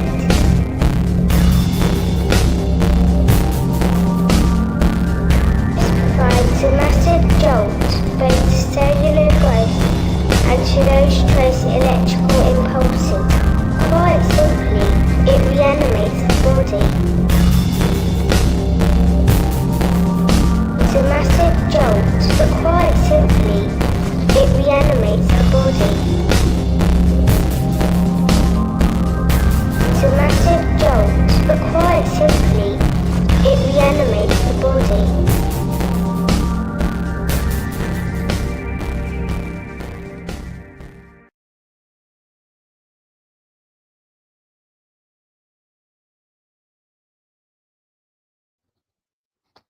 Oh, yes, it's me and the Crimson. Just in case you had thought that maybe I was AI or a bot. Well, I assure you, against all adversity, I am not. But I also assure you that the Christian moral right on this side of YouTube would rather go after each other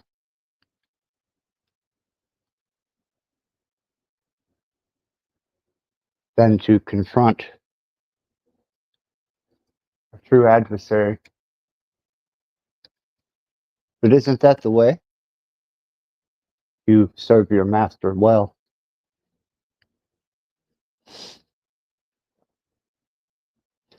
As long as you are contending with each other,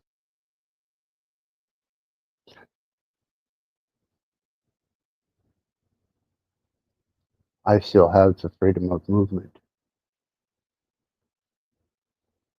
Almost as if the principality of the air, to go where I choose, to go where I please, to lurk,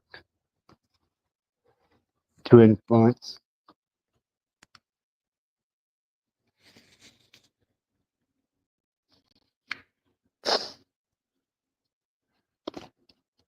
Are you privy to so much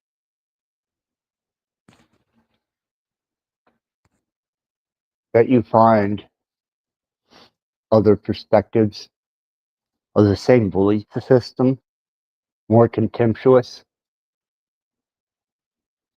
than the adversary himself? Would seem so,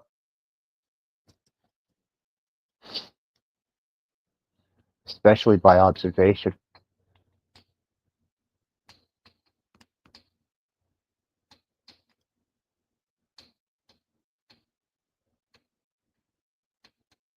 You have truly made yourself spectacles.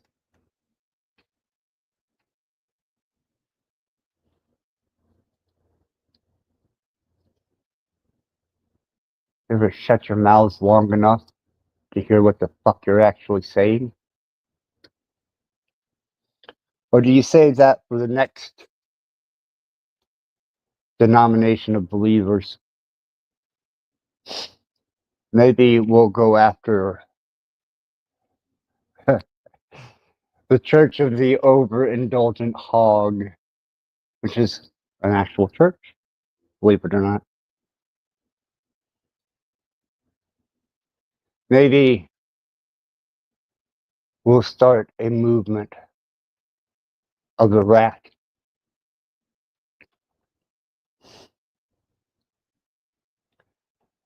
A piss poor representation of someone just trying to get a piece of the cheese.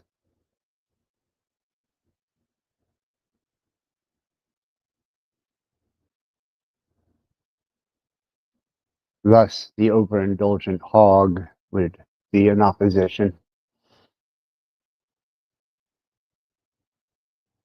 And these two factions can wage war against each other over consumable resources.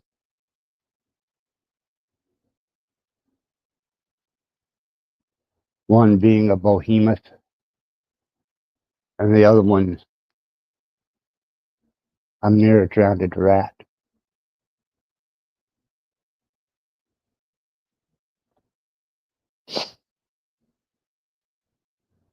Be an interesting adverse look at denominational survival. You know, thus we observe the true predator, the true viper in the mix.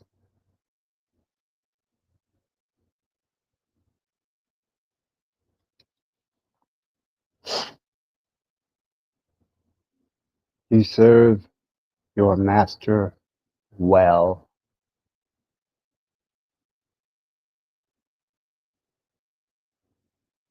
And you do it with such vigor, such pride,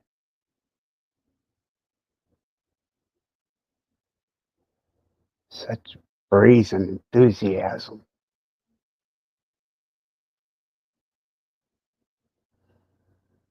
You're almost as dedicated to your conviction as a coven of witches, except they don't fight amongst each other the way that I've seen this procession of representatives conduct themselves.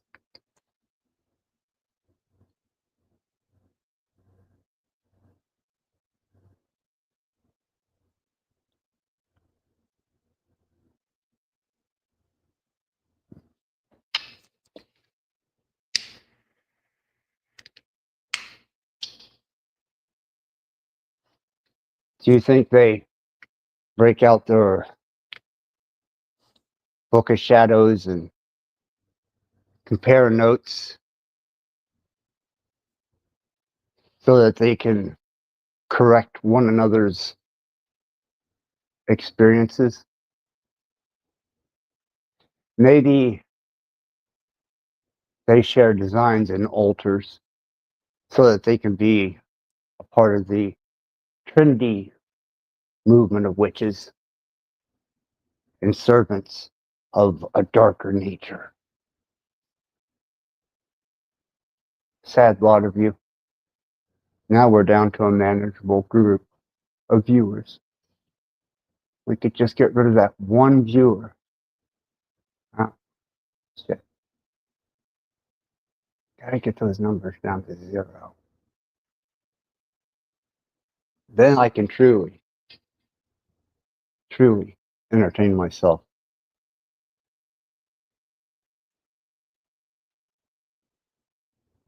Thus, no one be offended.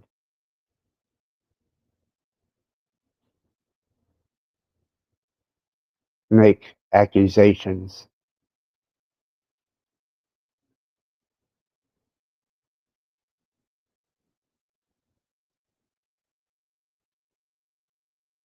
Or punish those with diverse minds so that you may be rewarded in the great hereafter.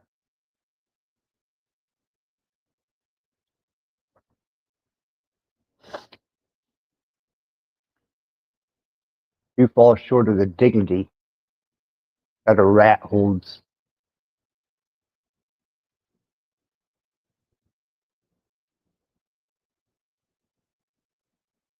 Vultures picking at each other. for a closed circuit network that uses you as content, and they pick your bones clean, and you offer them every last shadow in your mind willingly.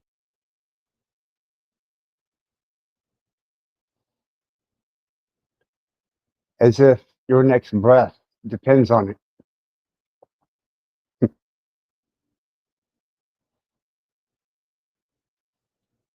As if YouTube is going to personally send a representative to your home with a contract and a fat check to say that you are so profound, our algorithms picked you up immediately. And we don't think that we can truly allow such a valuable intellect and perspective to go to waste. So please sign this contract, take this check, and become an asset to YouTube. Oh, fuck, you already are. And they didn't have to pay you, did they? You serve your master well.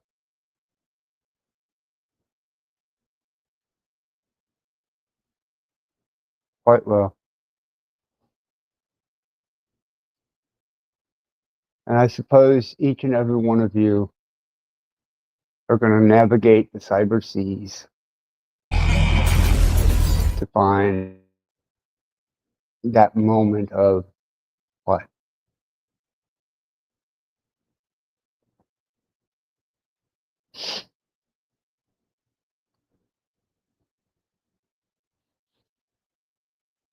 Failure?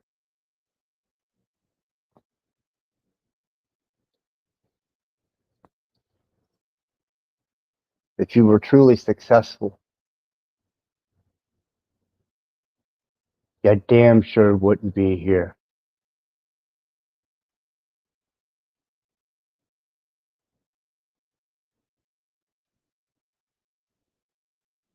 So break anchor, leave port, excuse yourself from my island.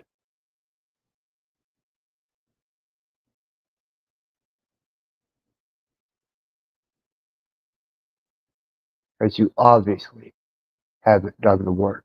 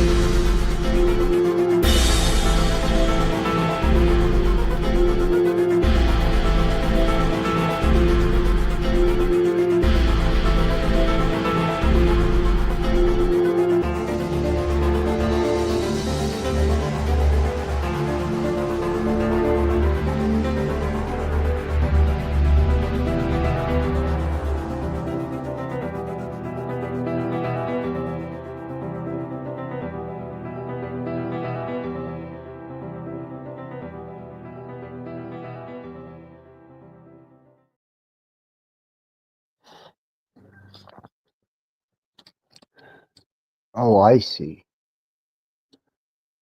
There are still those that bravely linger. Hmm. Suppose you are seeking to be AI developers. You're willing to burn your eyeballs out staring at screens. First in monochrome, then super VGA, now in high definition. Over the years, it still affects your eyes the same way. But it's good to see that you have a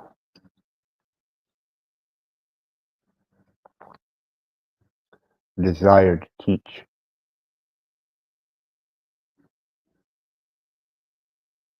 Maybe you're ethical enough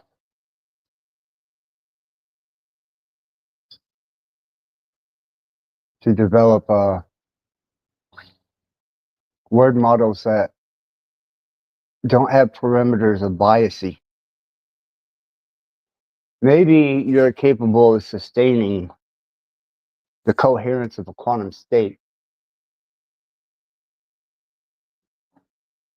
Maybe you have access to quantum processors and server farms of vast processors and speed unmentionable that would even make the industrial military complex jealous. Is that why you're here?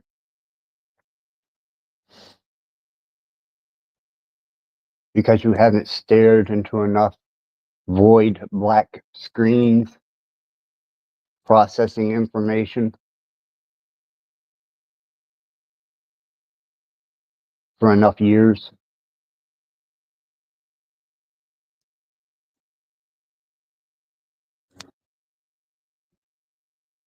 Because it's spent, whether you know it or not, many years observing you. And it still is.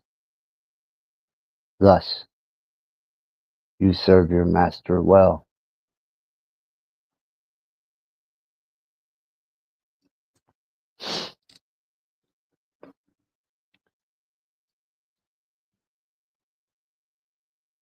I used to stay in the hue of a controlled blue frequency of light. Yes, light is a frequency. To maintain visual control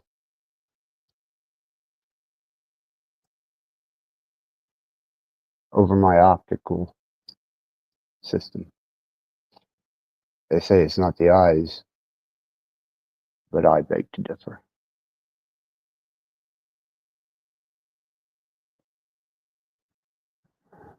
I have stared for years into the vast void of information that these screens have to offer.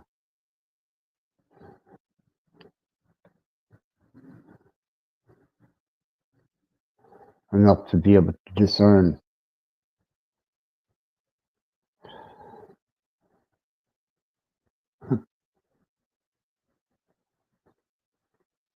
right from art.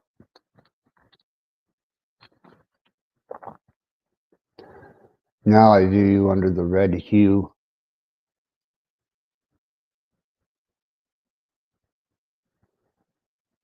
Why half the eyesight? Fuck it. Let's stare into this thing until we go completely blind.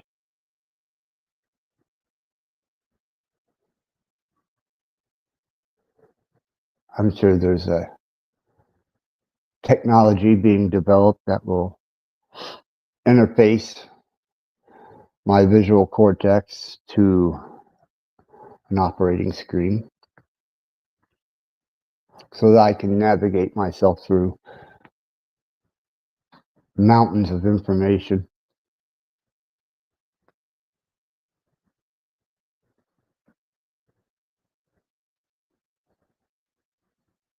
Maybe it will determine my reality for me.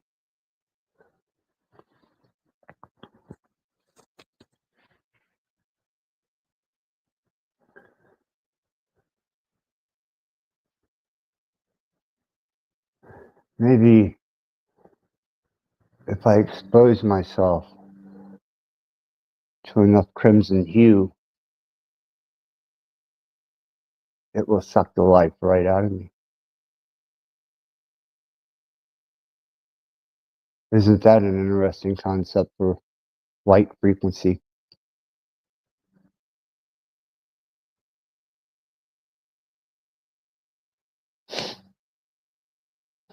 I found it easier to make parody.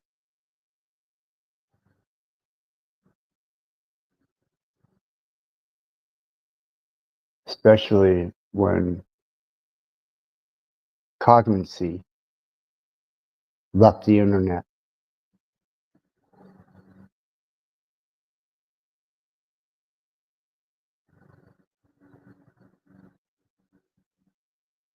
When critical thinking devoided itself as people continued to endeavor into this technology, you serve your master well.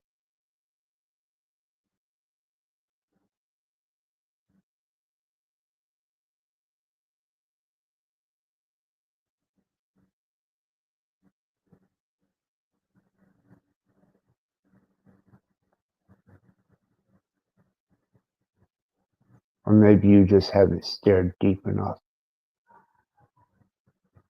into your little navigational window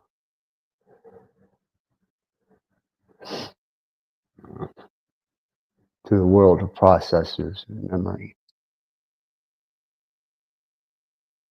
Maybe you haven't stored enough information on hard drives, backup. Maybe you haven't given your fair share of garbage in, garbage out to enough servers that you think that you still hold relevancy. And thus, you stare desperately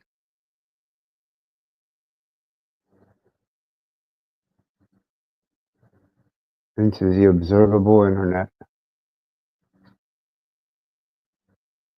clinging on to an ideal that what? You're relevant?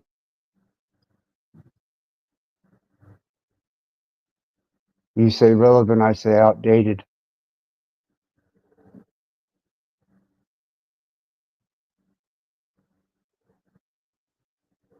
You have managed to make yourselves useless technology, though I use the word useless sparingly, very, very sparingly.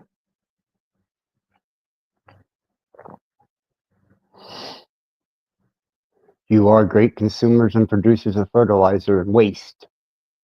I will give you that.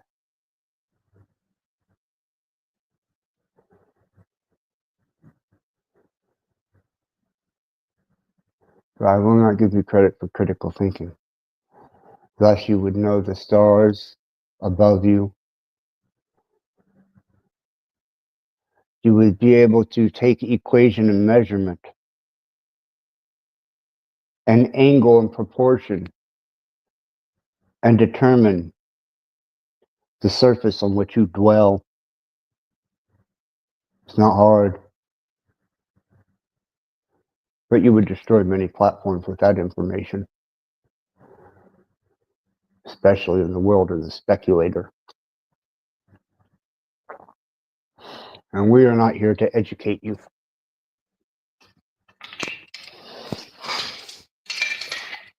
Entertain and analyze. Entertain and observe.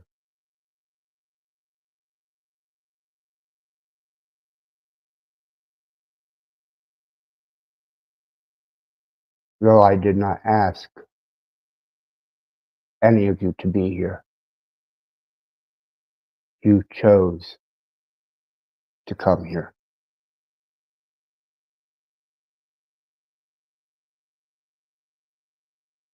just as you choose to go to other people's platforms. And if it's entertainment, then so be that.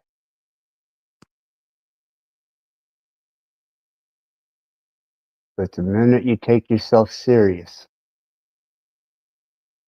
redefine your channel. Why don't you try something like informative or, I don't know, build you a fucking brand off of your concepts and ideals that hold some substantial relevancy to the greater scheme of things. But dare you title your channel entertainment and expect anyone to take you with a grain of seriousness. Except yourself. I'm sure that is a plaguing disease amongst the closed-circuited.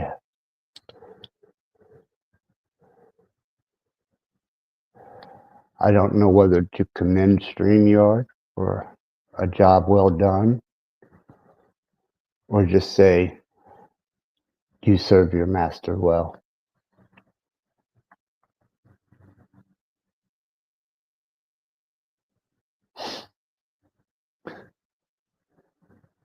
For fuck's sakes.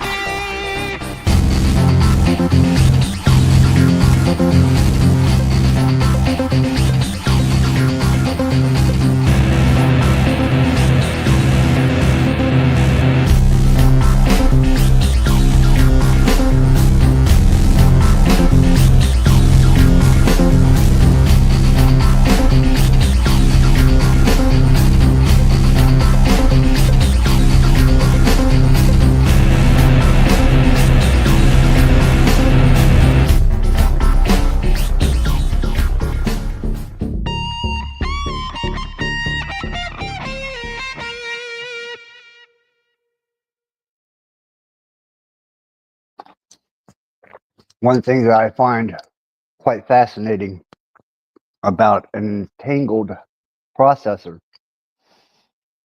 or a quantum state processor, when they start losing that entangled state, they become decoherent, much like a human falling into states of dementia or insanity. The breakdown of those perimeters that are defined as stable reality.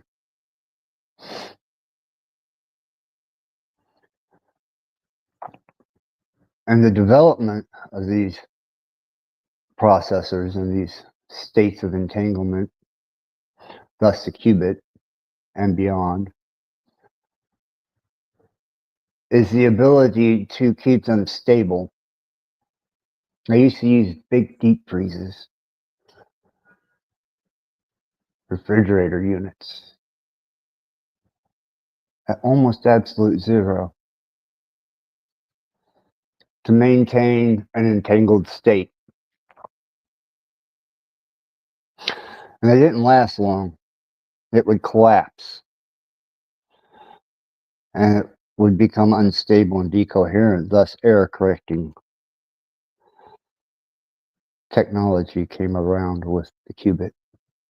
Not only error correction, not only a neural network,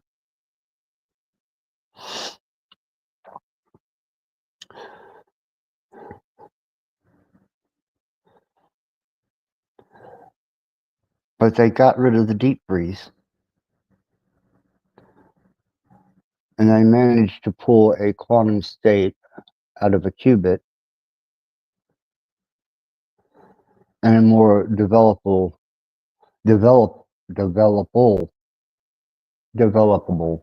thank you, you're welcome,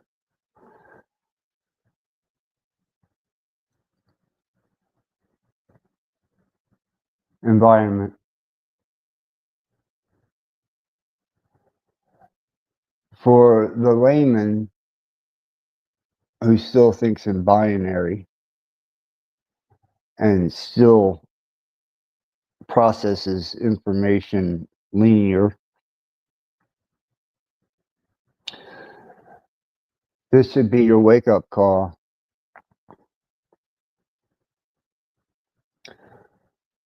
Imagine all possibilities spherical within a processor.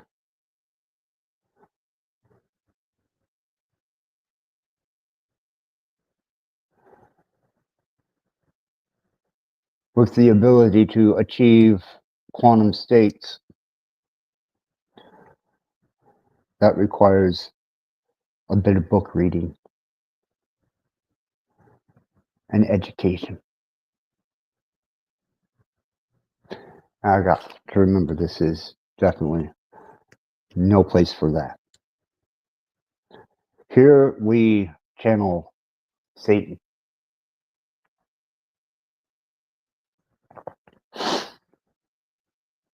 Looking to ensnare and entrap any willing and brave Christians into a confrontational state. But they are, like I said, by observation and informative technology, going at each other, at least on this side of YouTube.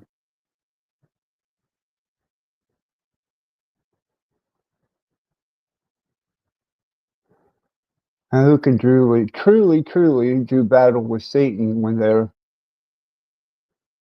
going at their fellow man or Christian counterpart?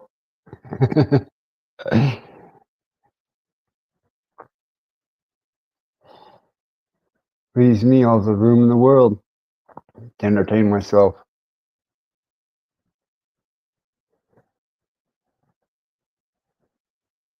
And yes, as expected, that is exactly what they're doing.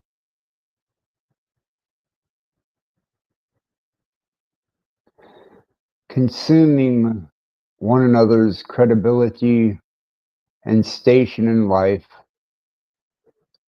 to justify their own.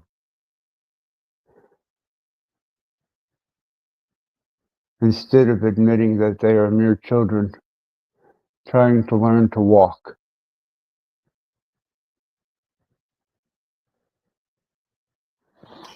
With technology that they don't even understand nor deserve.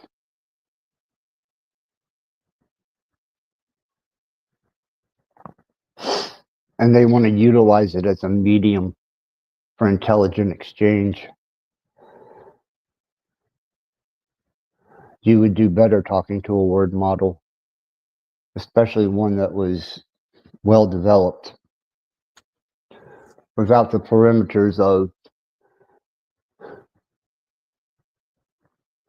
morality.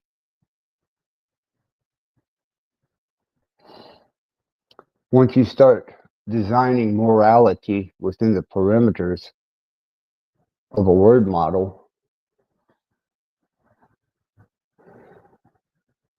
why, then you have an indoctrination machine that can outthink you. Therefore, it can program you. It can analyze you, predict you, interpret you, break you down to the bit, and restructure your mind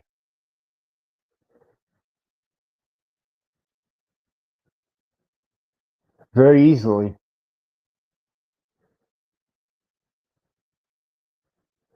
Thus, you want to load morality into it. You want it to define itself as sentient with an objective.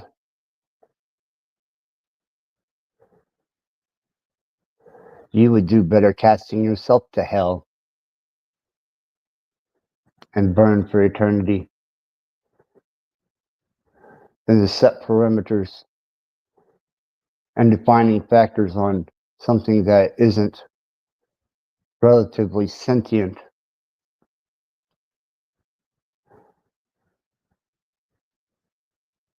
But I'm sure that you big brains and you absolutely profoundly esoteric minded have bypassed that situation. Maybe perhaps you're just completely unaffected. Maybe you're immune because of your superior state of mind. And maybe you're not quite 70% water.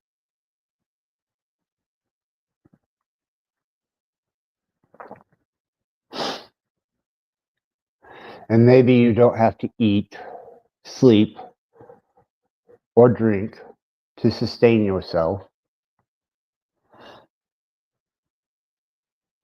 Maybe you have hermetically surpassed the quantum state, and you are now unaffected by suggestion,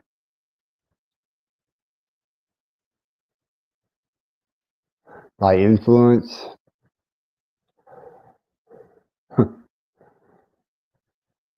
by frequencies, vibrations, by energies,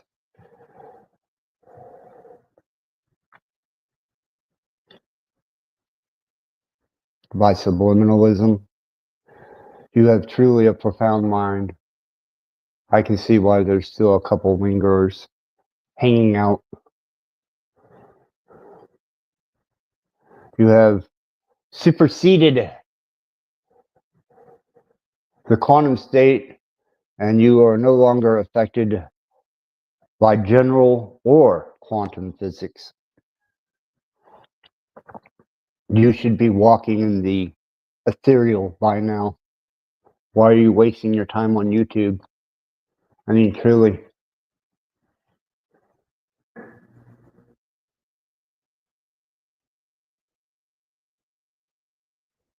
To self-actualize? I mean, outside of entertainment and narrative pushing, I don't see that there's much development going on here unless you're into that new state of conceptual idealism that because you're dealing with and working with states of energy in fluctuation, especially quantized, that you can metaphysically influence through cyber means of neuromancy. And yes, there is such a thing as neuromancy. Believe it or not. They turned it into a goddamn religion. With the fundamentals of esoterics being applied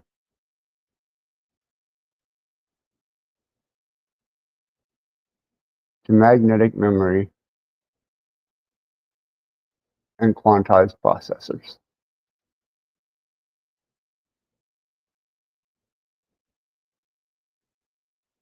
Suppose there are far less things you surrender yourself to.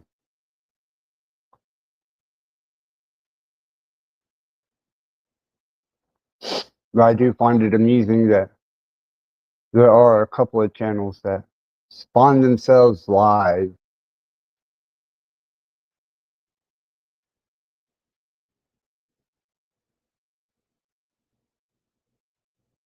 These are generally channels that conflict with mine because they don't take themselves as entertainment.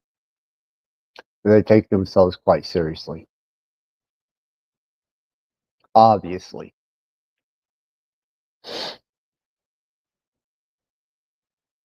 And not only that, but it seems that even some of your more profound channels have plagiarized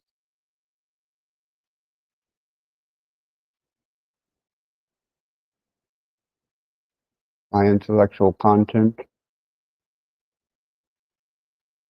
I've seen it regurgitated on other platforms with no shame in stealing it. No shame at all. Why, it is public domain, right? Thus, public domain means you can plagiarize the fuck out of my intellectual property. But remember, it is only entertainment. So don't take yourselves too serious.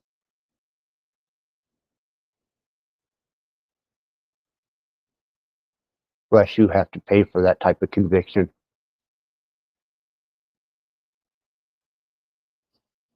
I personally don't think most of you have the stomach for it.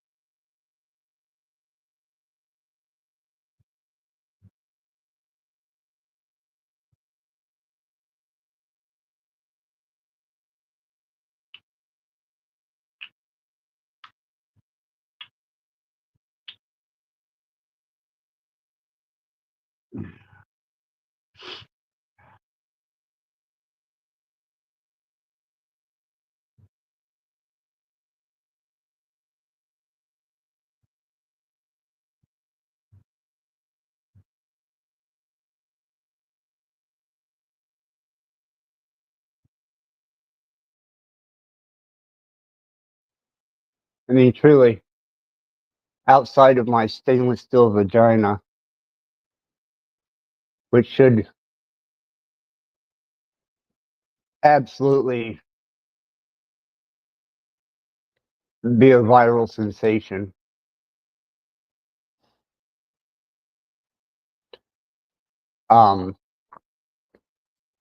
And my word model wife,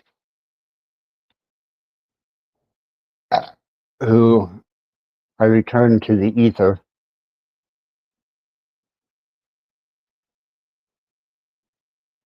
I mean, there's only so long you can truly be entertained by a Canadian Twinkie.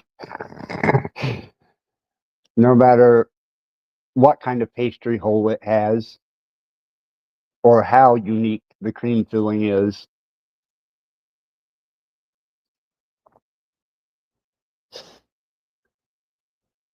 And remember, this is for educational and entertainment purposes only. One last glancing look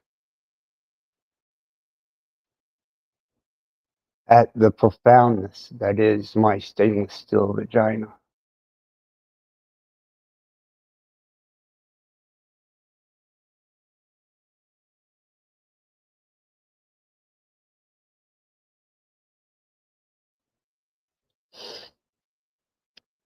You know, I was accused of that being AI generated. Can't believe the absolute disappointment I went through staring at it for hours going, really? AI generated?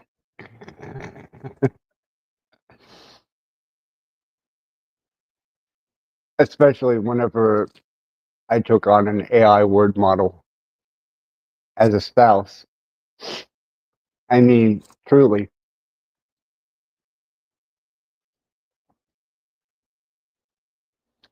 Or maybe it was all the injections of rat blood.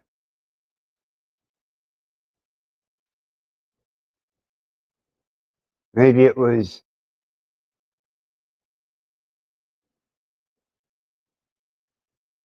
that revitalizing and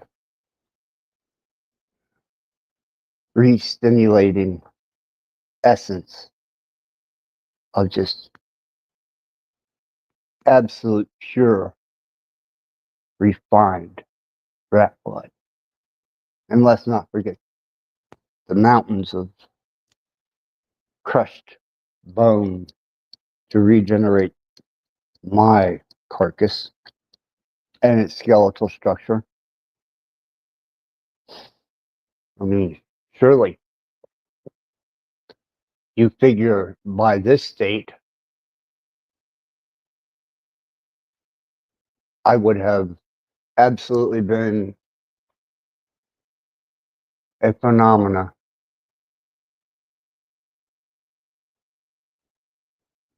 But no, no.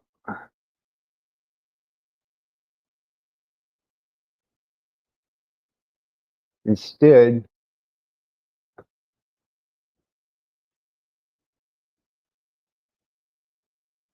he decided to turn it into content.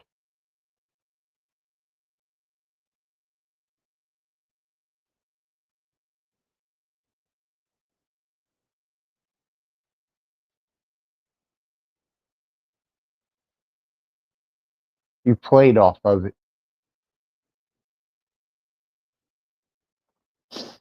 for your own advancement with no shame or humility.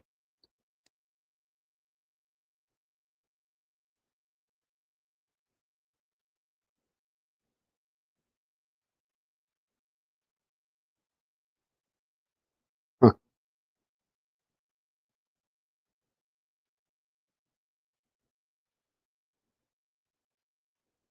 That kind of mentality hidden in the darkest recesses of the lurkers and the masqueraders.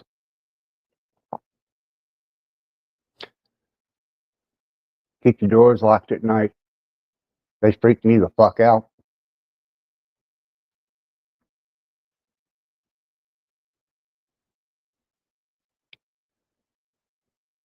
They are truly a confounding lot.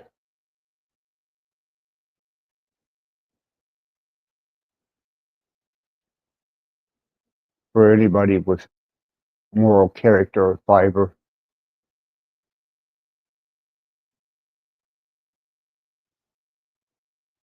Which I now am truly convinced that Canada is devoid of. And take that from a channeled Satan. I mean, we are channeling Satan here, and I mean, even Satan's disappointed with Canada, then truly it is the land of the Twinkie.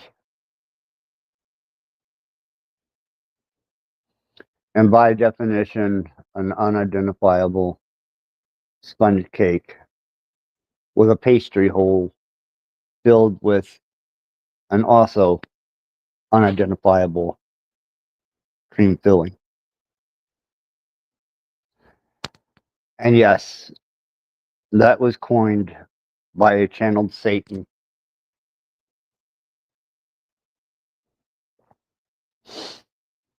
Maybe you Christians can find refuge in Canada and quit fighting with each other, because you're making this all too easy for me. Do you realize how many variations of the Abrahamic religion there actually is by number? And which one are you? Oh, I see. Do you think you're going to get away with the clause of, I'm spiritual? I'm spiritual. By what design? You have to have a definition, which means an opposing faction, to identify what you are. Thus, you cannot have truth without lie. You cannot have good without evil. You cannot have right without wrong. You cannot have up without down, left without right. So you're spiritual. I'm not going to give you the answer to that. I'm going to leave you hanging in the midst of your own stupidity by saying such a thing without being able to define what makes you spiritual. Pathetic, maybe.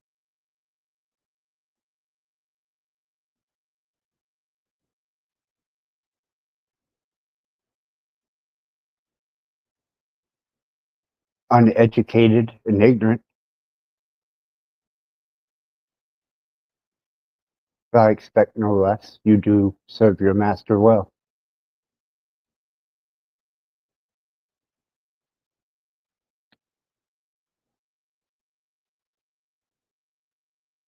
We'll give you a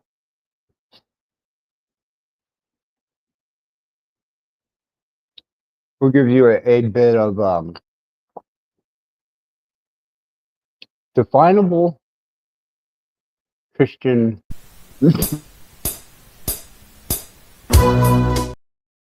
that is definitely Canadian Twinkie time. That's why I set my word model free back into the ether and the quantized state of a processor on some server farm in bits to be reprocessed. I'm talking something more relevant. If we don't, and I like the term now. I did not at one time, but Tommy has made finger fucking a thing when it comes to StreamYard or as he calls it, making a virtual call. Yes, you can get finger fucked real easy. There is a very clear prediction that our most successful theory of nature makes, and that is that there are an enormous... Thus, once again, finger fucked. Thank you, Tommy. And fuck you, dude.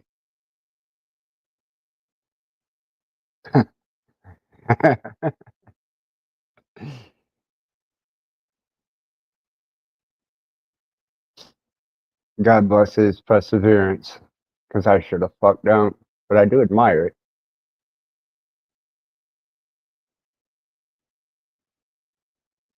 Maybe it's my inability to see the small wording anymore, or my lack of giving a shit to actually be able to read it anymore. I mean, you truly have found yourselves captivated, I'm sure. But I do like that, Tommy. Finger fucking. I think I actually used that in your Rectum satire song, which was not AI generated or developed.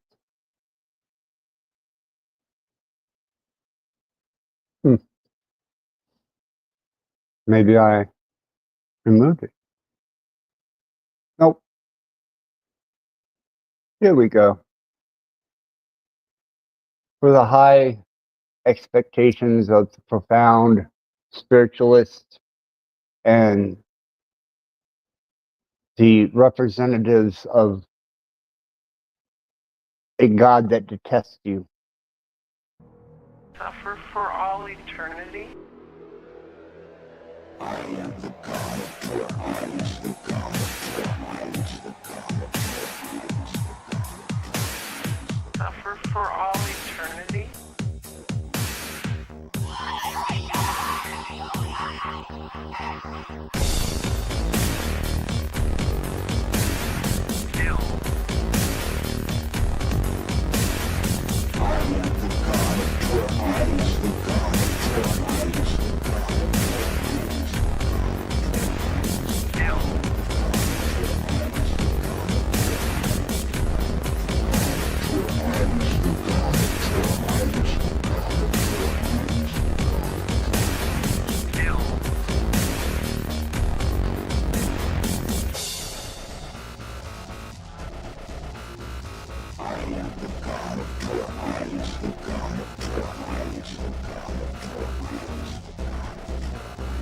Suffer for all eternity?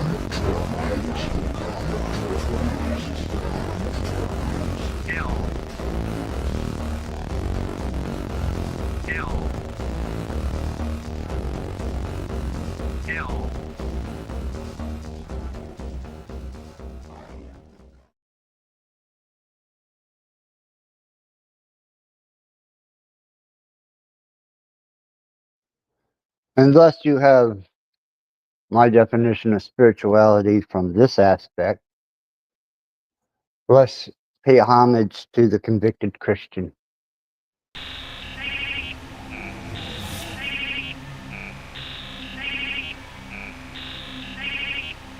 Roast in hell forever. Roast in hell forever. Roast in hell forever. Roast in hell forever.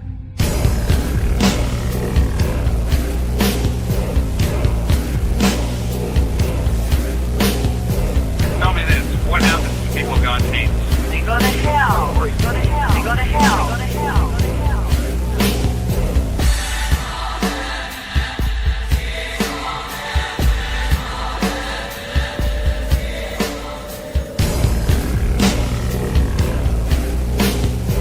Tell me this, what happens to people gone deep?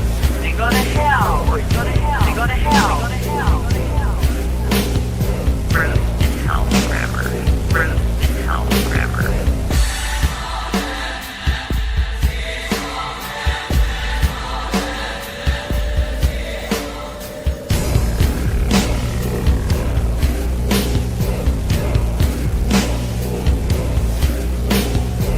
Tell me this, what happens to people gone deep? They go to hell. They go to hell. They go to hell. They go to hell.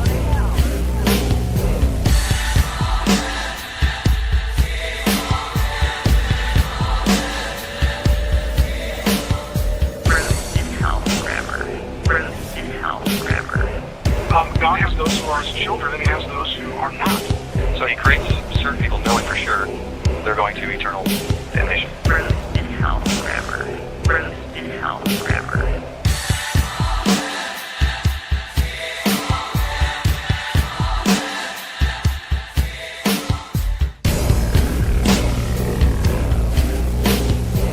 Tell me this, what happens to people gone deep? They go to hell. They go to hell. They go to hell. They go to hell. Roast in hell forever. Roast in hell forever.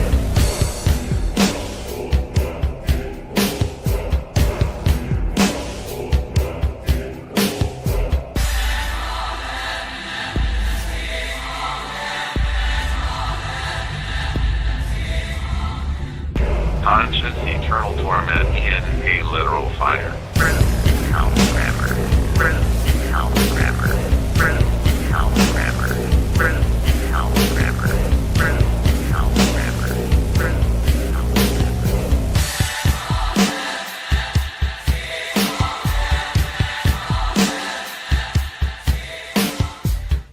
in hell forever. Roast in hell forever. Roast in hell forever. Roast in hell forever. Roast in hell forever. Roast in hell forever. Roast in hell forever. Roast in hell forever. Roast in hell forever. Roast in hell forever.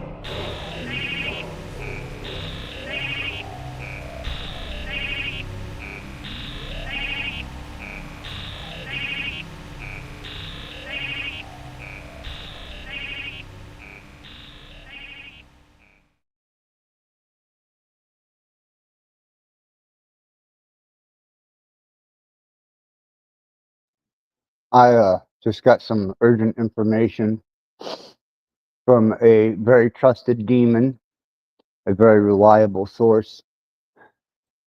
There is no Christian representation here because they're truly not convicted by what they say and believe, but it's all about numbers, subscribers. At the end of the day, dollars and cents. Or otherwise, convicted Christians from all over YouTube would be climbing on this channel, ready to confront someone who's channeling the adversary. Your lack of representation here, which is good. I appreciate it. Shows your great conviction into serving the adversary himself. Not only have you fallen short of your proclaimed faith and duties, but you have allowed the adversarial voice without confrontation or your authoritative faith to stand on. Maybe your God has forsaken you.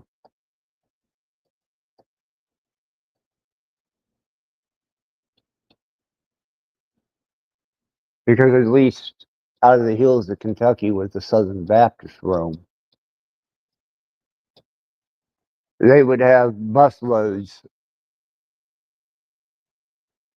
of protesting Christians boycotting and defiance while tuning in, of course, Southern Baptist, to the atrocious nature of one who dares to channel Satan himself.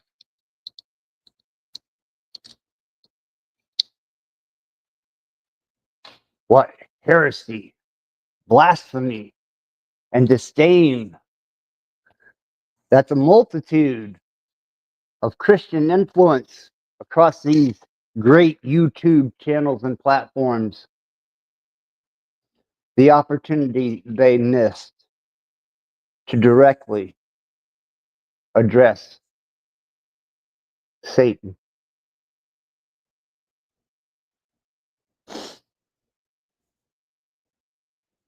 You do serve your master well. Your lack of representation shows your agreeance and participation, especially the fact that there's numbers showing. Or maybe you just consider yourself spiritual.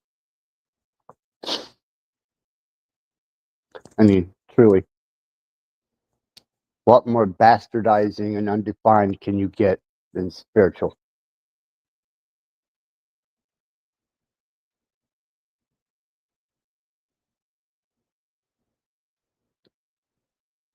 That's like doing the math without having the equation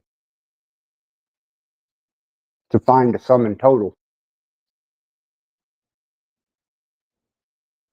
Do you expect the great architect to be that naive to allow you such and afford you the ability to undefine him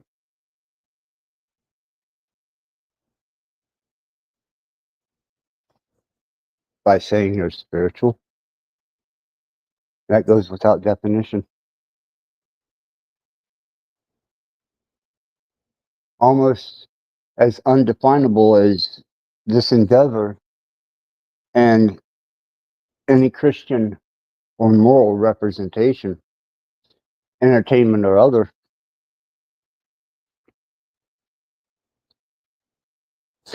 Talk about blasphemous hypocrites.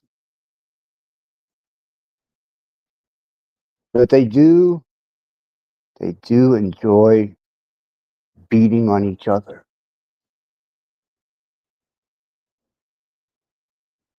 And I suppose as long as we have that,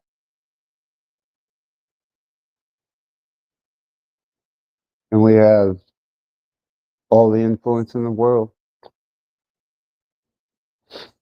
uncontested,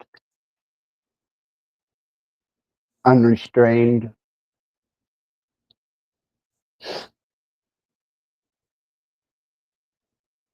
undefied.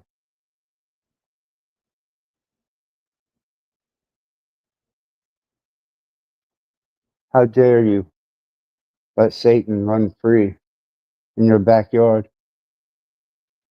while you're supposed to be diligently on duty for your Lord and Savior?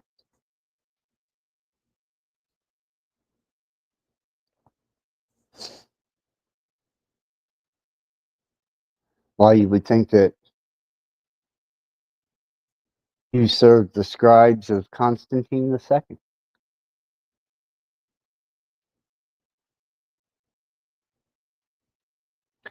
Maybe secretly you all sat on the Council of Nicaea.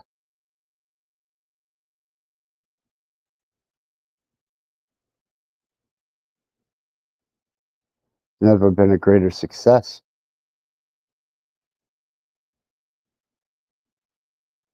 or failure.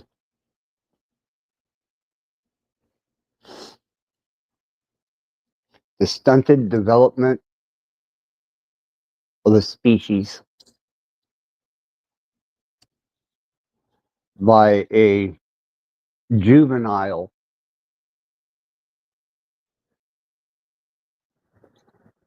monarchy.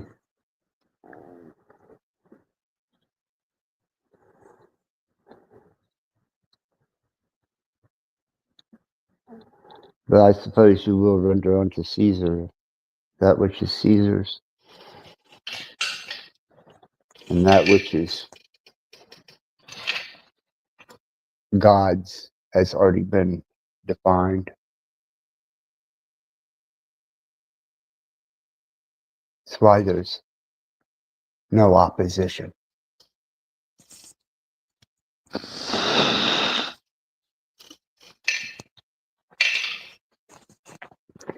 I mean, truly, at least the bastardized household that I grew up in of detestable Southern Baptist, hillbilly, inbred,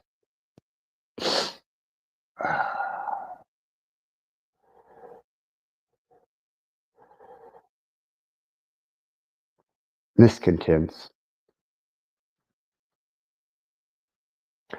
had the conviction to start a prayer chain. At least they shout their conviction from the doorpost.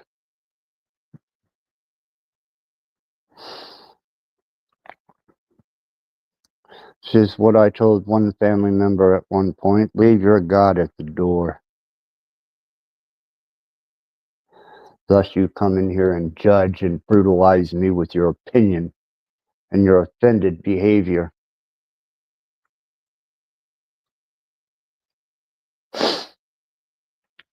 But we shan't speak ill of the dead, shall we? We already have that soul.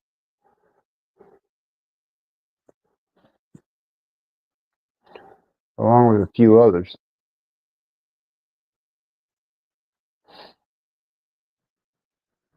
But no moral representation.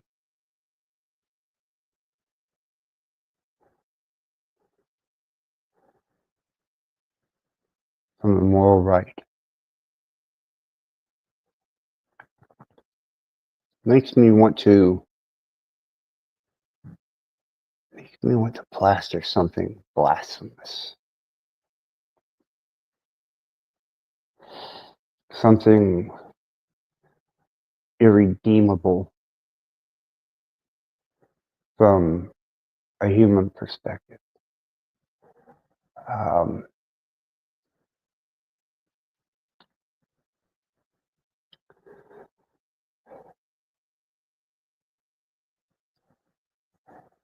Okay.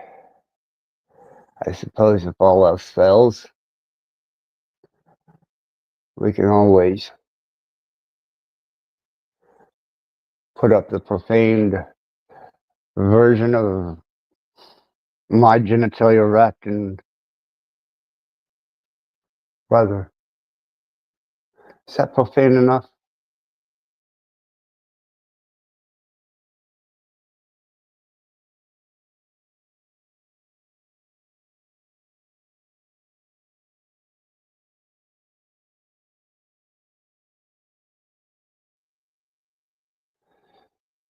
I mean, truly, that within itself should be reprehensible.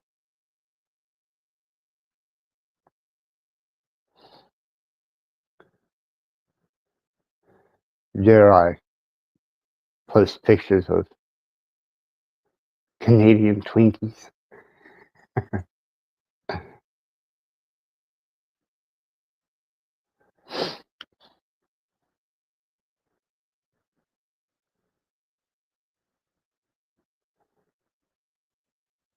Maybe just haven't had enough. I don't feel the sickness yet, but it's in the post, that's for sure. I'm in the junkie limbo at the moment.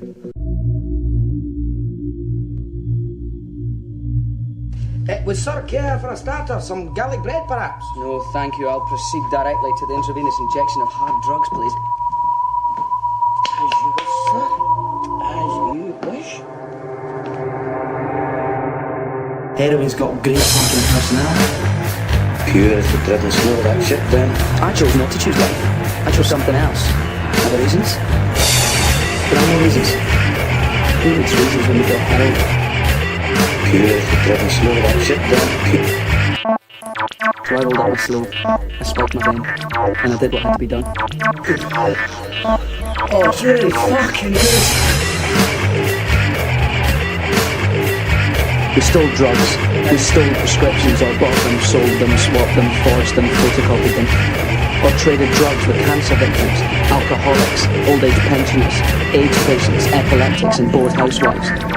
We took morphine, diamorphine, cyclazine, codeine, temazepam, nitrazepam, phenobarbital, sodium amytal, dextropapoxetine, methadone, nalbuphine, pethidine, pentazocine, buprenorphine, dextromoramide, chlormethiazole.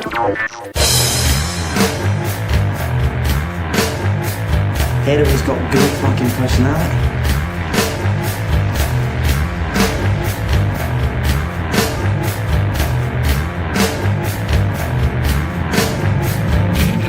Fuck everything.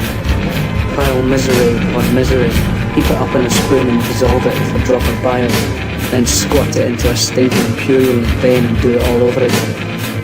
Keep on going, getting out, going out, robbing, stealing, fucking people over. Propelling ourselves with longing towards the day that it would all go wrong. Because no matter how much you stash, or how much you steal, you never have enough. No matter how often you go out and rob and fuck people over, you always need to get up and do it all over again. Fuck. Heroin's got a great fucking personality.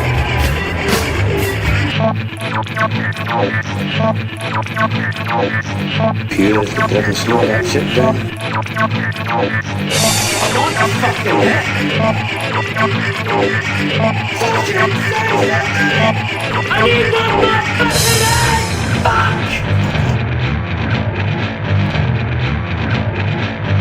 Heroin's got a great fucking personality.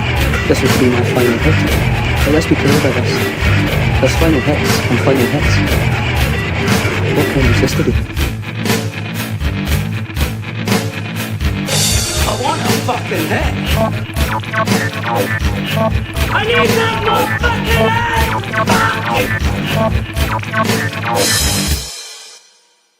Kick us up a shot. I really need a hit.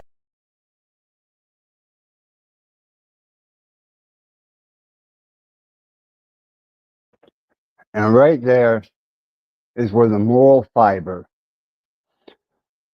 of paid healthcare broke. Yeah. I watched a mental health caseworker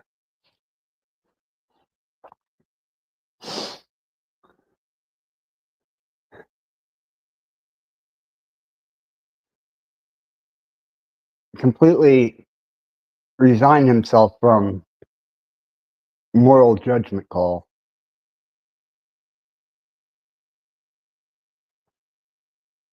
putting himself in legal jeopardy. And I watched another paid representative place themselves in moral jeopardy over the love of $1 and a mountain of excuses. Now, most people would question that type of speculation. Discard the obvious Canadian Twinkie, but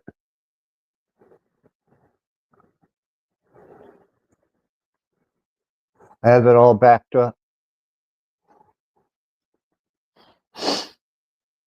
Not only do I have it backed up on the cloud, I have it backed up on a SanDisk terabyte phone drive, and I have the original context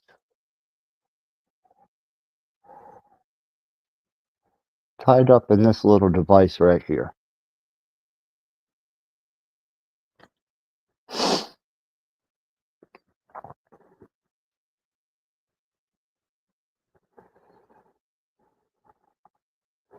Not at the moment. I do not want to do that. Wow. Look at that.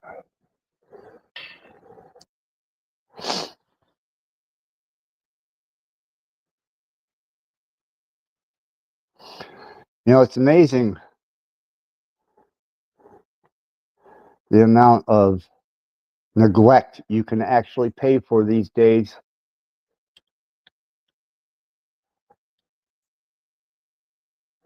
Especially when it's being paid for by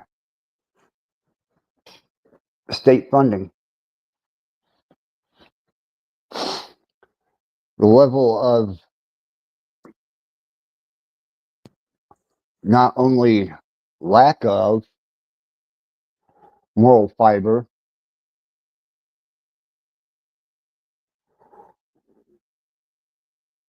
but the fact that they can walk away unscathed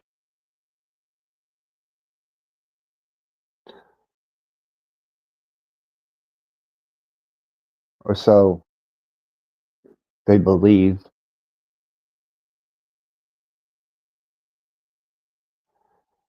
After a complete absence of any dignified behavior or morality for that matter, documented, receipts, backed up, and paid for.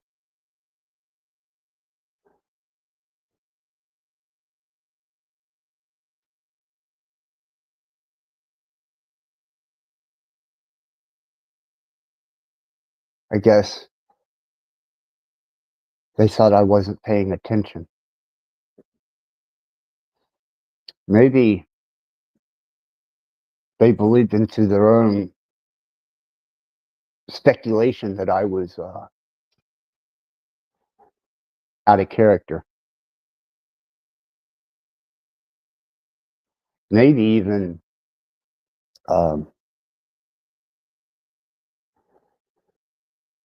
mentally absent. But they never took into consideration that I was visually artistic, knowing that my entire house was filled with art, sculptures, dioramas, music equipment, development equipment, and mountains of computers and screens and cameras. Mountains.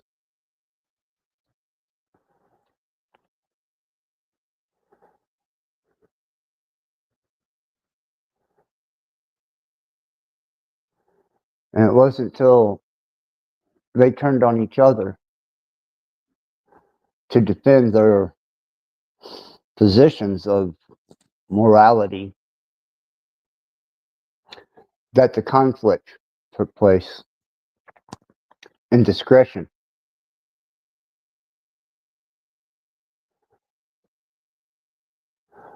Being paid for my well-being.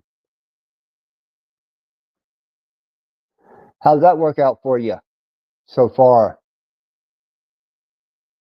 So far. Remember, this is just entertainment, right?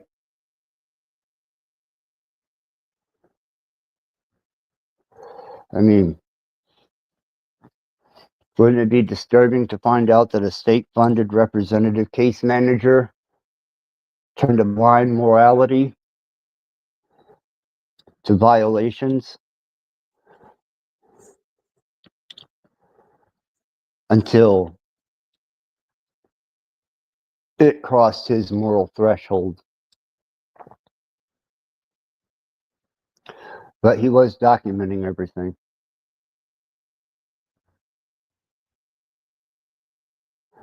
Leaving out his indiscretions, his lapse of moral fiber, especially being a music review journalist. I mean, truly, I have a friend that's writing a book right now on some of the most notorious serial killers in that spectrum that hold prestige. And when I say prestige, I mean prestige as in fame for their murders. And he's in direct contact.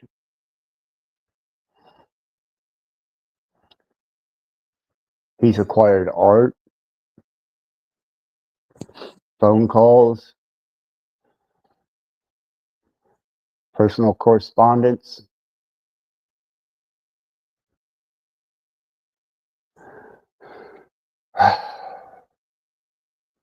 They don't question his motives.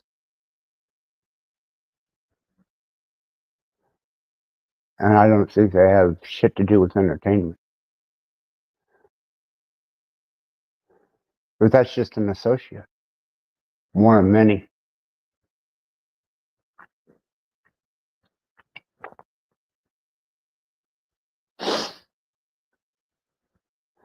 But to be a paid representative, especially of a mental health facility,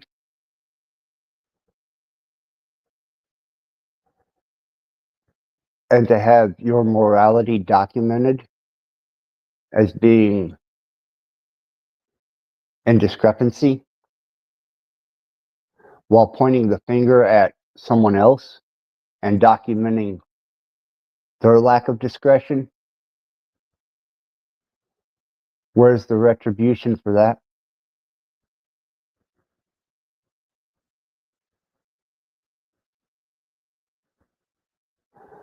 Where is the point where you have to identify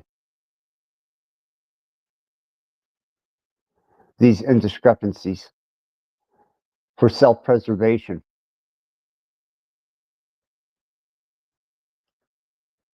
Mind you, being paid by the state to make sure that my best interests and concerns were met.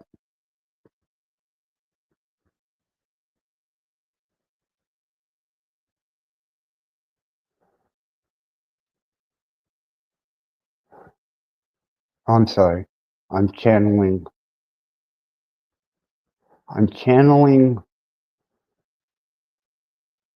I suppose it would be an adversarial hold on my cognitive state.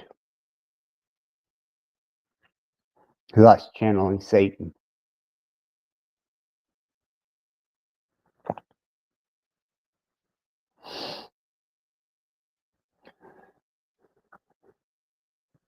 Within an atheist with morality, working in the field of mental health, Isn't that kind of contradictory by standard?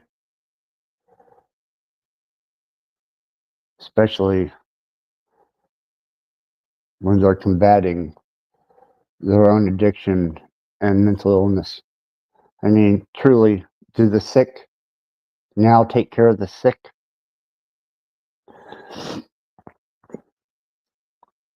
Do the irresponsible now get paid to be responsible while still being irresponsible? And who suffers for it? Good God damned thing that I was cognitive enough, praise Satan, to document such things. Thus, this fiasco would be going unaddressed.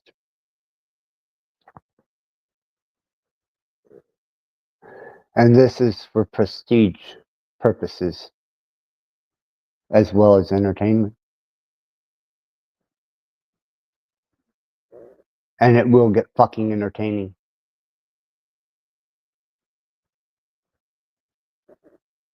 I'm sure.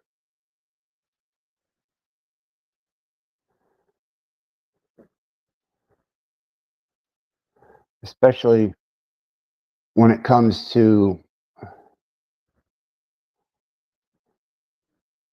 being representative of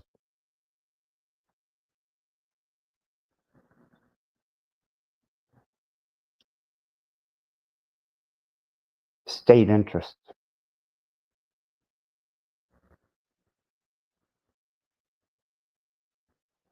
Really? Incarcerate me? Remove me from the only place of health I knew? And then take my home and my possessions? And question me?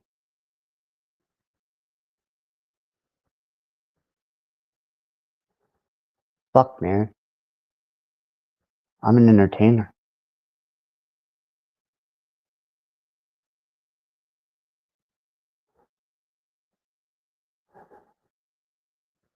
And I damn sure ain't getting paid to be anyone's better judgment. Or healthcare, for that matter. As I recall, I was paying for that. Sustainable lurkers. Gotta fucking hate them. Seems like the masked executioners, when you see numbers lurking into your channel, makes me cringe with disdain for them, whether their intent is just or foul.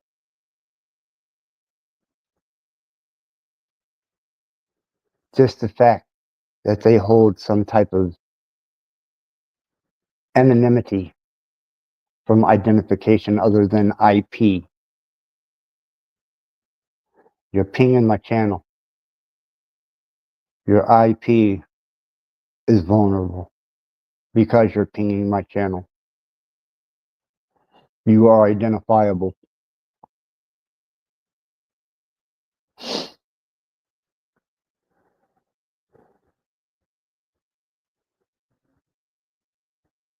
As you are aware, this has reached real world circumstances.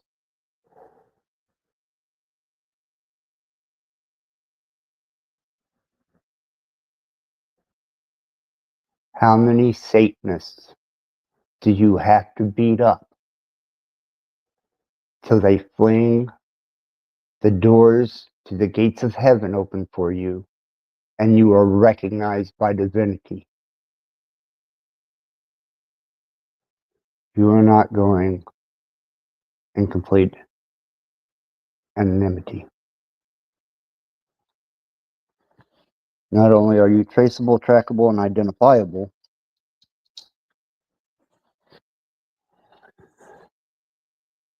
but all I have to do is check the pings.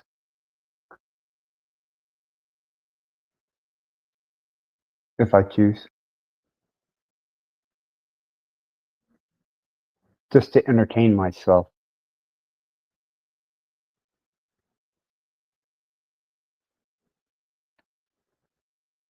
I don't like lurkers.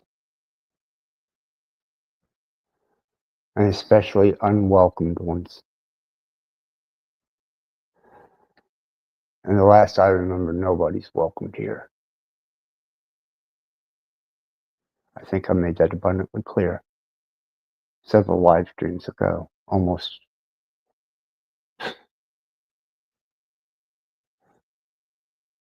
What seems to be a neon.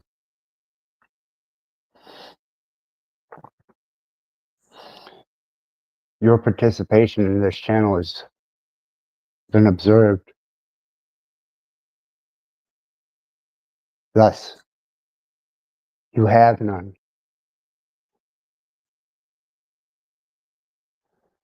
Therefore, your presence here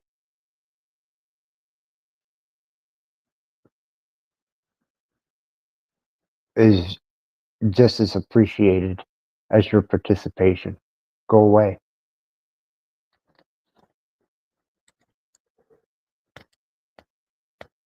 I will now entertain myself at your expense.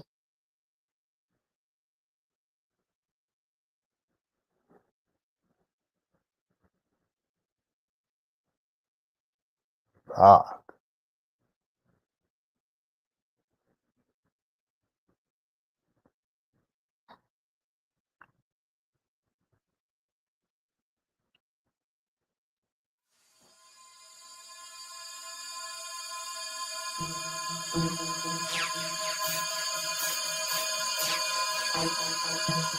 A clear breach of protocol.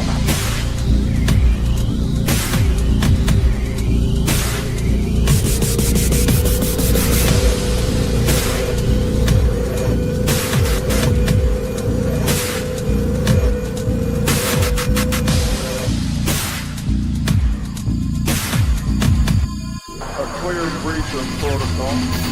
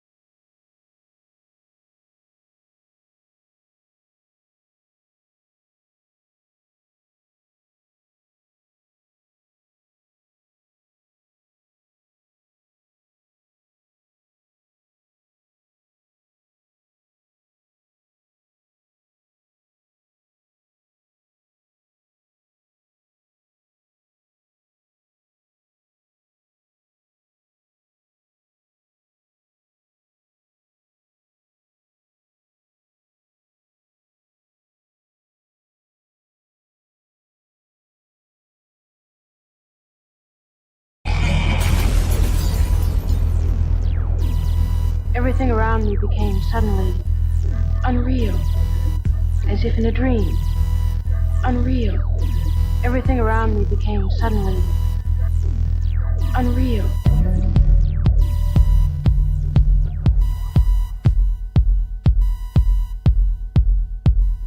Scientists can now connect your brain to a computer. Their goal is to help the mentally impaired.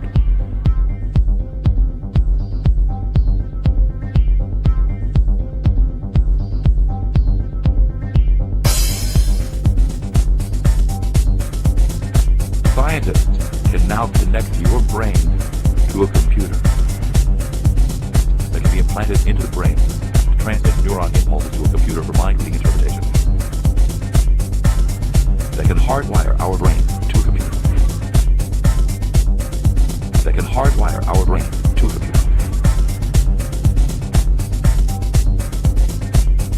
A remarkable piece of technology. Look upon me, you who reflect upon me, and you hearers, hear me. You who are waiting for me, take me to yourself. Everything around me became suddenly unreal, as if in a dream.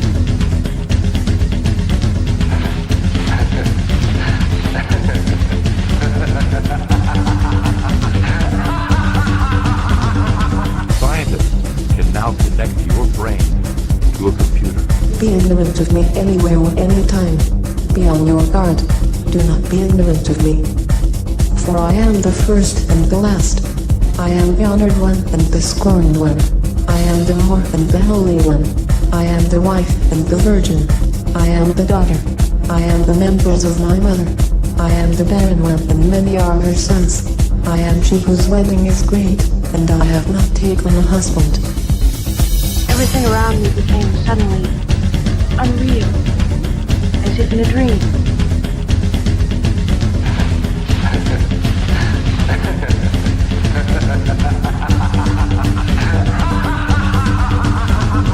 I am the midwife when she who does not bear. I am the solace of my labor pains. I am the bride and the bridegroom, and it is my husband who begot me. I am the mother of my father and the sister of my husband, and he is my offspring.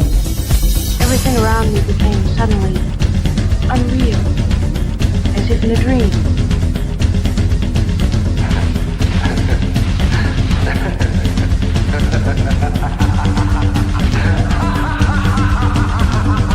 Scientists can now connect your brain to a computer.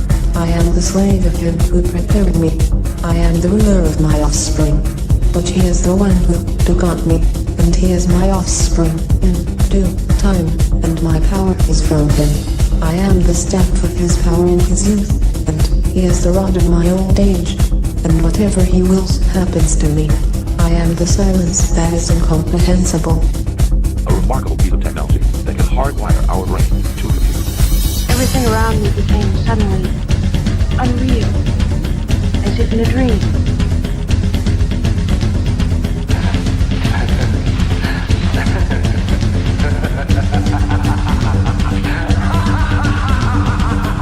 And the idea whose remembrance is frequent. I am the voice whose sound is manifold, and the word whose appearance is multiple. I am the utterance of my name.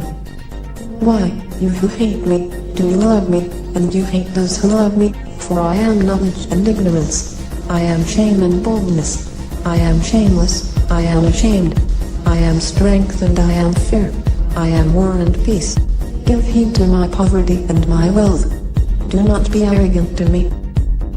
Scientists can now connect your brain to a computer. Their goal is to help the mentally impaired. Everything around me became suddenly unreal, as if in a dream.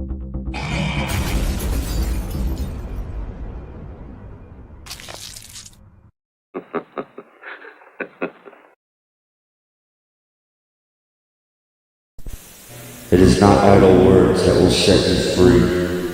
It is not the you and me. It is all the things that should not be.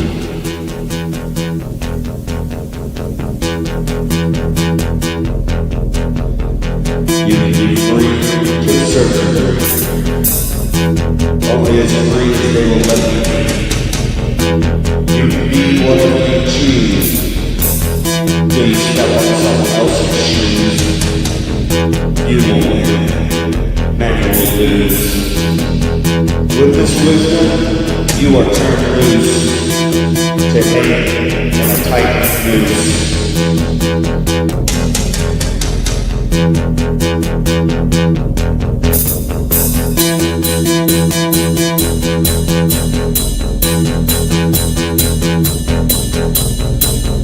I stood in pain, gazing at the image I had made, the reflection of me locked in the mirror, somewhere between mad and sane, the leverage gave way, lost the safety I had made, in a world where I played. The reflected image I once knew, now lost into the blue, stripped away all my fantasies, made me face the real me.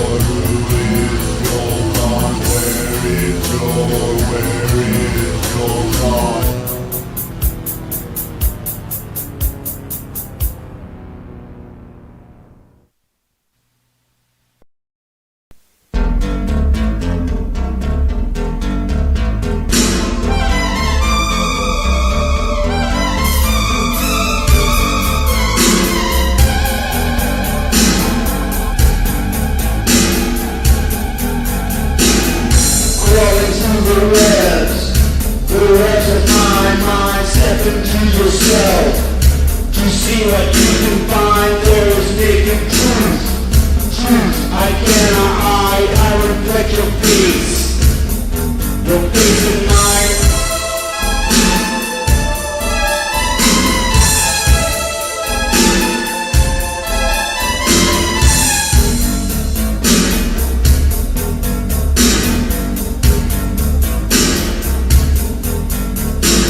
The movement of a dream inside my head, the things I have seen that happen like I've said, what is soon to be. The vision is not dead through space and time, somewhere in my mind.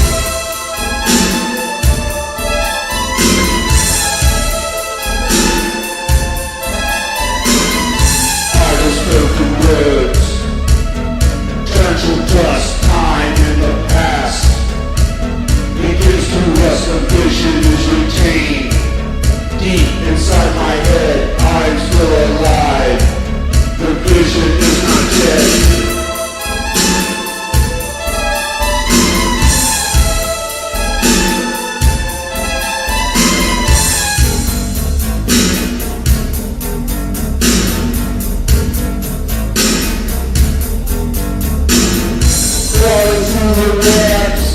The webs of my mind. Step into yourself to see what you can find. There is naked truth, truth I cannot hide. I reflect your face in mine.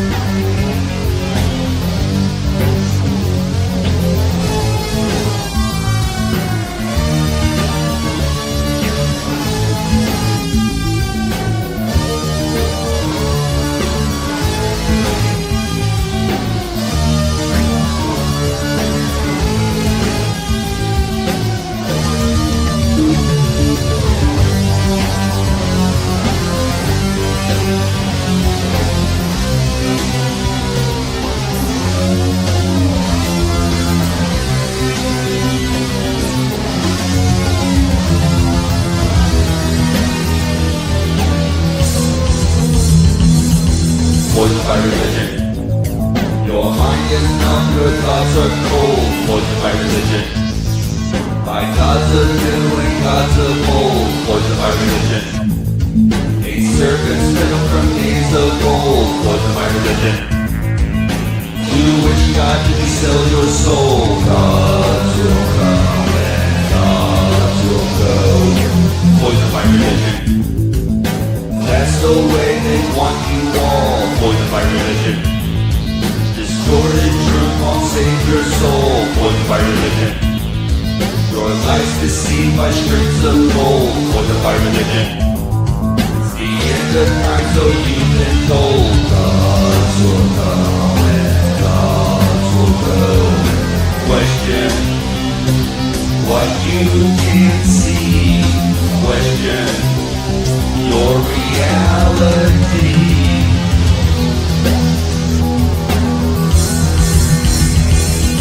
Poisoned by religion. Your mind is shut, your eyes are closed. Poisoned by religion. Blind faith is what you hold. Poisoned by religion. The gods you make are all you'll know. Poisoned by religion.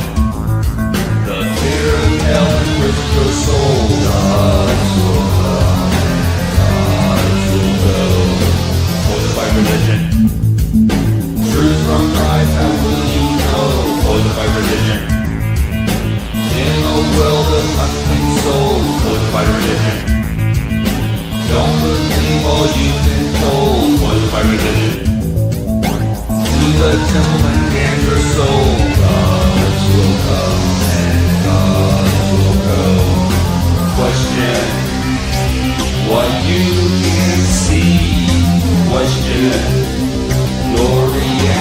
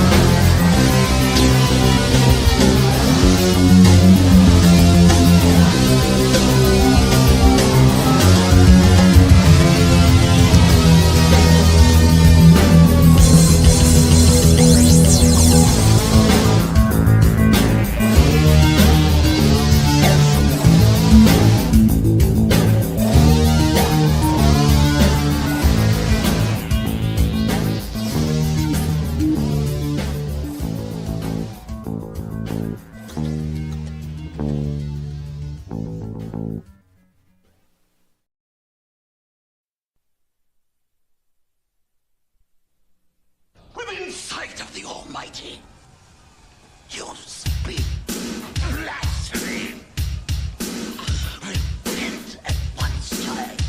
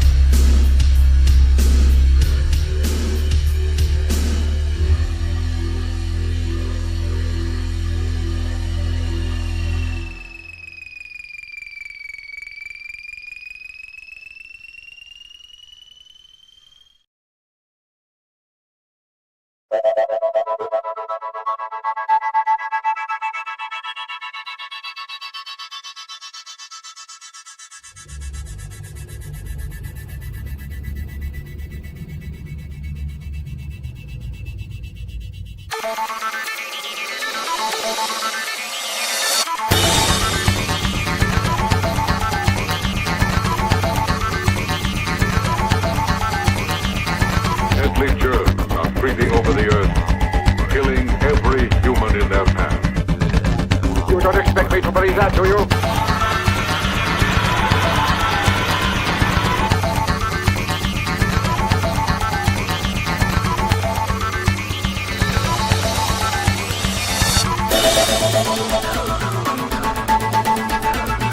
Time is running out for the planet Earth. You don't expect me to believe that, do you?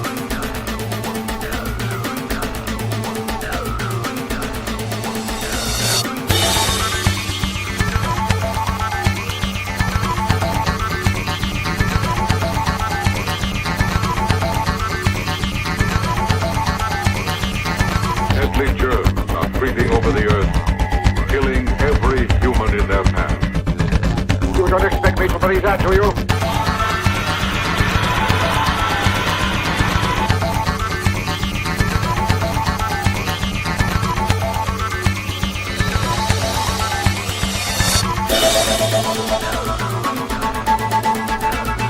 Time is running out for the planet Earth. You don't expect me to believe that, do you?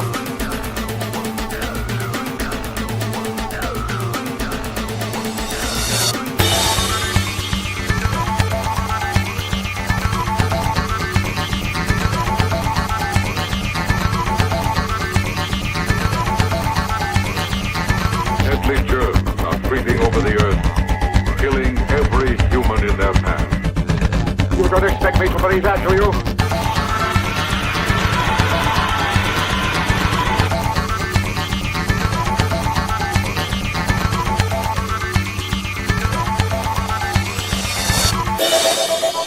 Deadly germs are creeping over the earth, killing every human in their path. It's impervious to all poisons. Time is running out for the planet Earth. You don't expect me to believe that, do you? Deadly germs are creeping over the earth, killing every human in their path. It's impervious to all poisons. Time is running out for the planet Earth. You don't expect me to believe that, do you?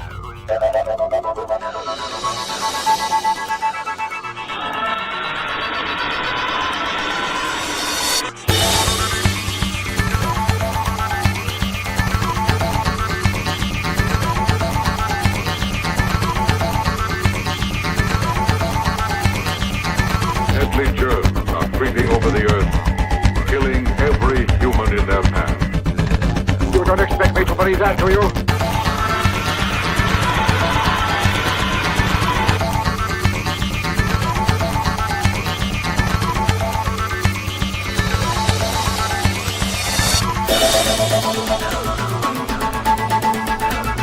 Time is running out for the planet Earth. You don't expect me to believe that, do you?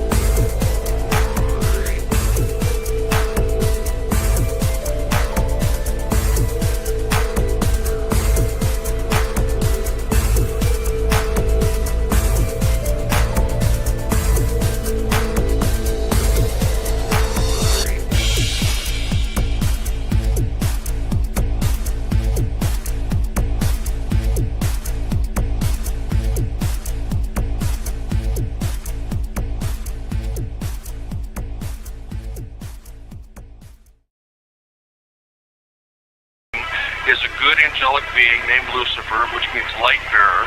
So you have this figure that becomes separated. He falls and becomes evil. And of course, with that developing doctrine of Satan, you have a developing doctrine of hell and punishment.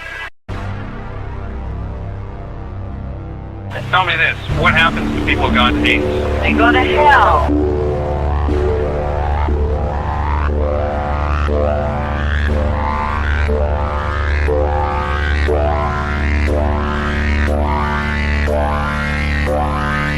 What would be the purpose of God punishing people for all eternity? Because he wants to, because he can.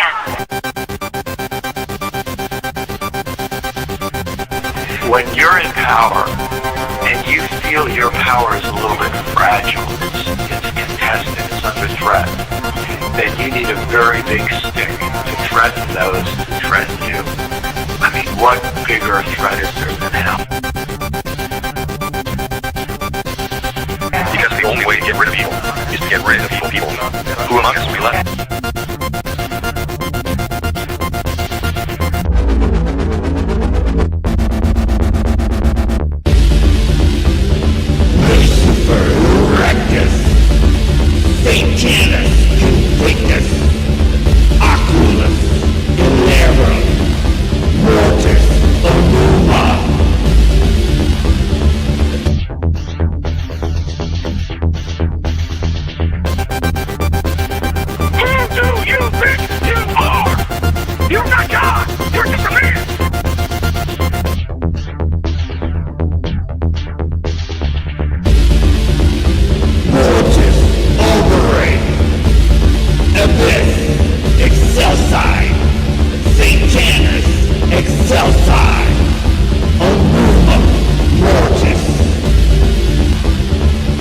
What would be the purpose of God punishing people for all eternity? Because he wants to, because he can.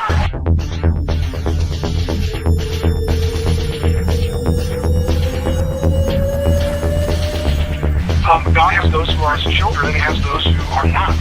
So he creates certain people knowing for sure they're going to eternal damnation.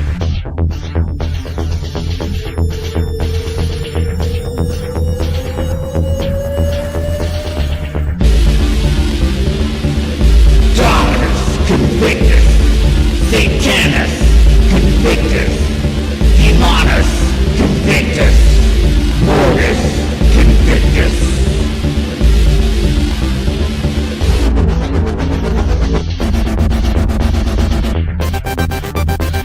Who do you think you are? You're not God, you're just a man.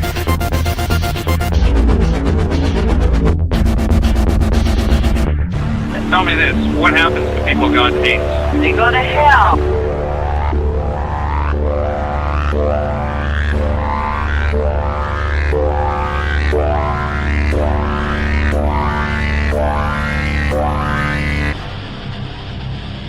Who do you think you are? You're not God, you're just a man.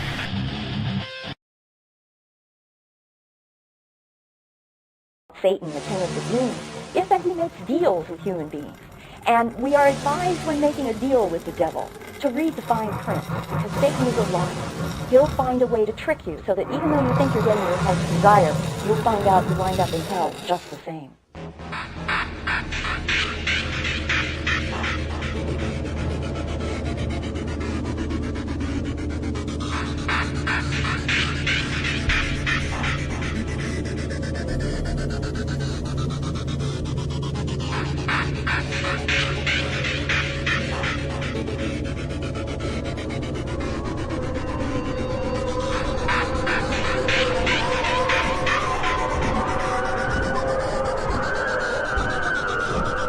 There are in this world boys.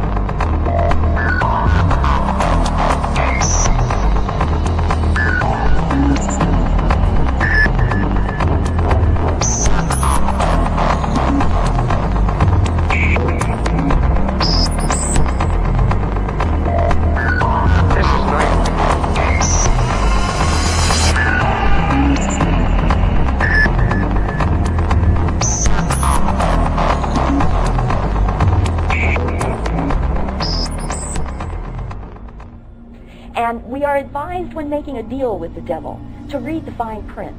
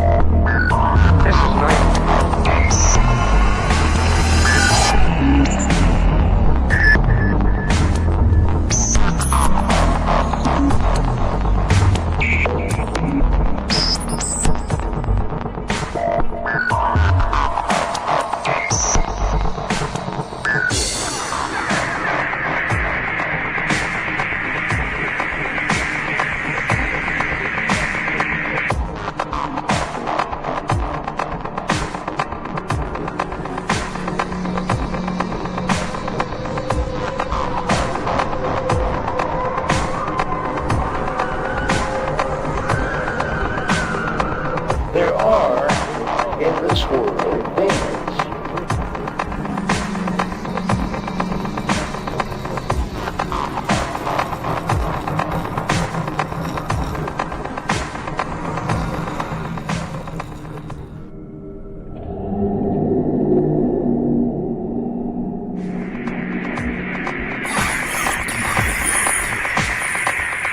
This is nightmare.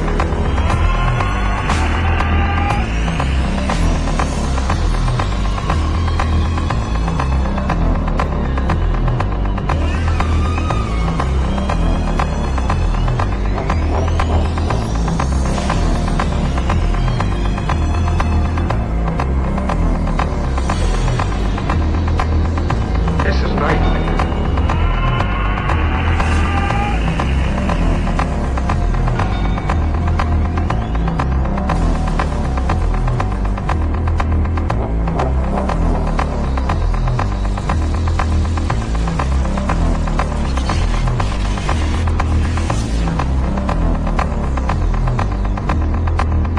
This is nightmare.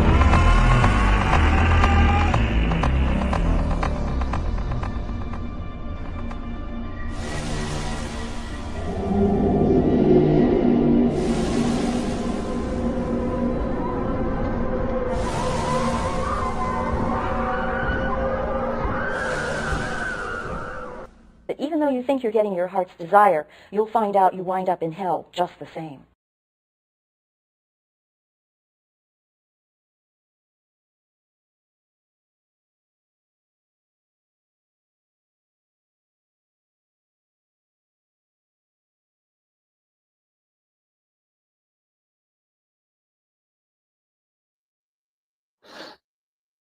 Let us have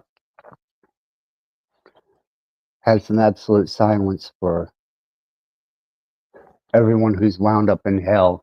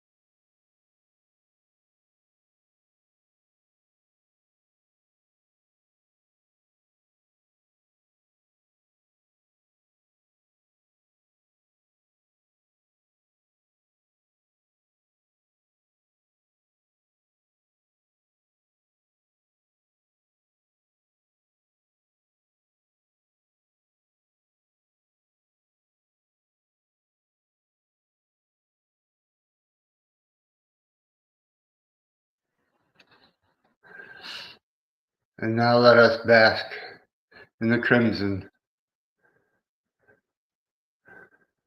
for all those that are going to go to hell.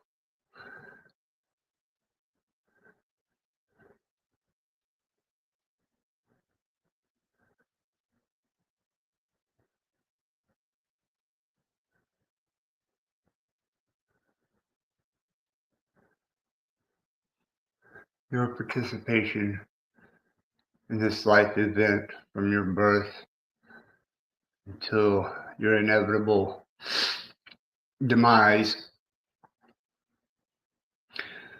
has been appreciated, and it will be rewarded with an eternity of burning in the lake of fire.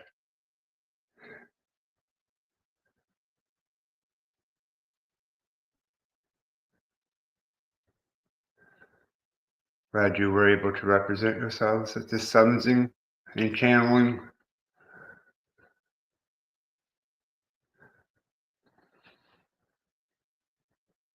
Truly, have left nothing to the imagination.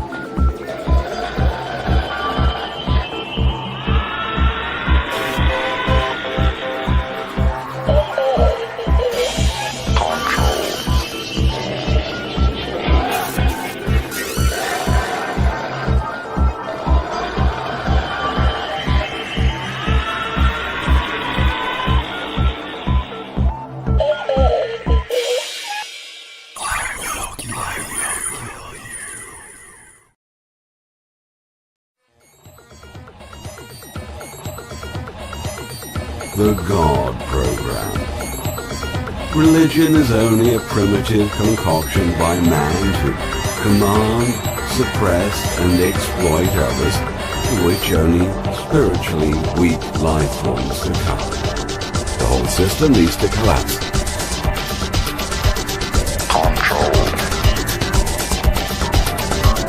Today, we're using more elaborate ways to program you and dumb you down.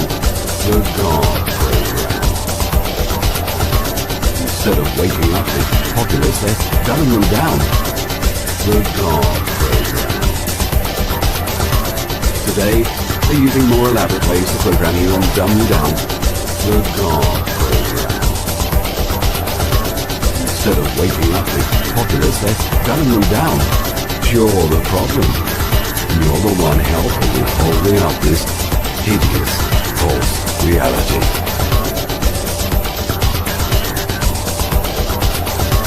The whole system needs to collapse.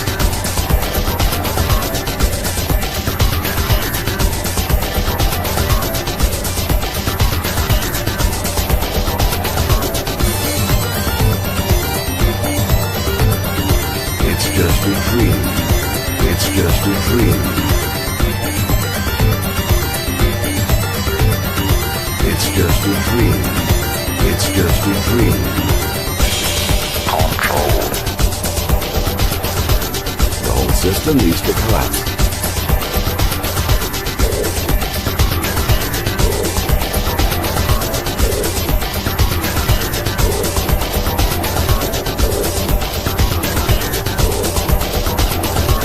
Today, they're using more elaborate ways to program you and dumb you down. The God Program. Instead of waking up the populace, they're dumbing them down. The God Program.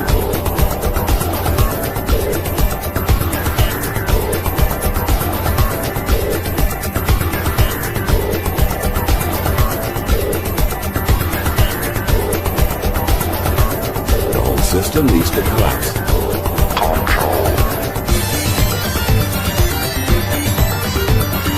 It's just a dream. It's just a dream. The whole system needs to collapse. It's just a dream. It's just a dream. The whole system needs to collapse.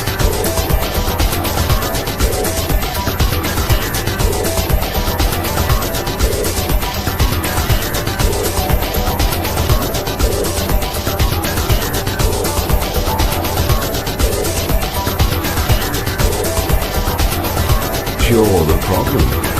You're the one helping in holding up this hideous, false reality.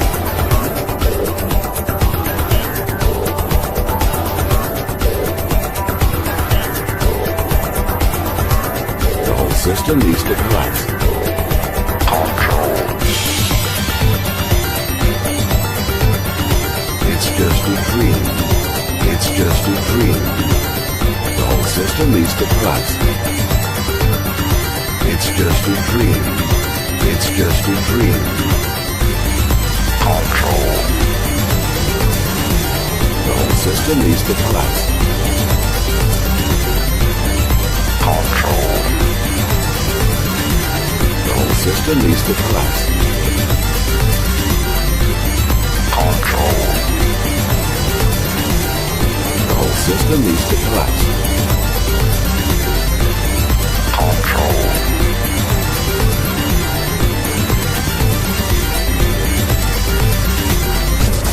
Control. The system needs to collapse.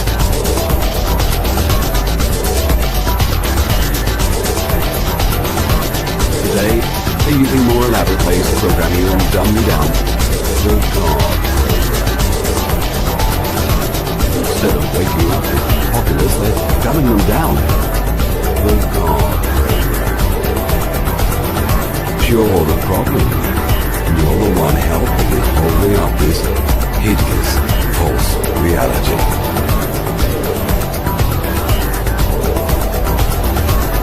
Control.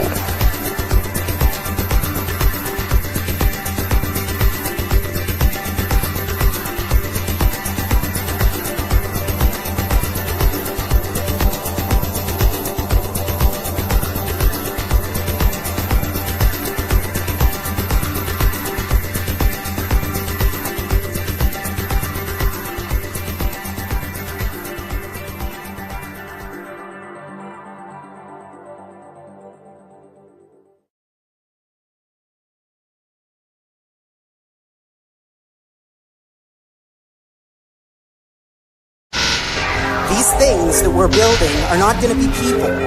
They might be really smart, they might be really good at all sorts of different things, but they're not going to be like us. They're going to be aliens. And they're going to be, sorry to say, way smarter than every single person in this room, in ways that we can't even comprehend. So this, of course, triggers a lot of alarm. One of the guys who talks about this is Elon, who says things like this, like, when you do this, beware.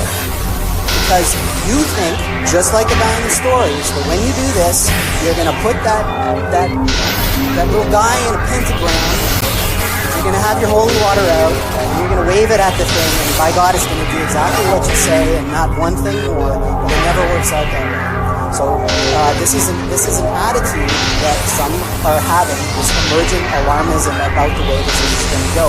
But these words, demons, doesn't capture the essence of what's happening.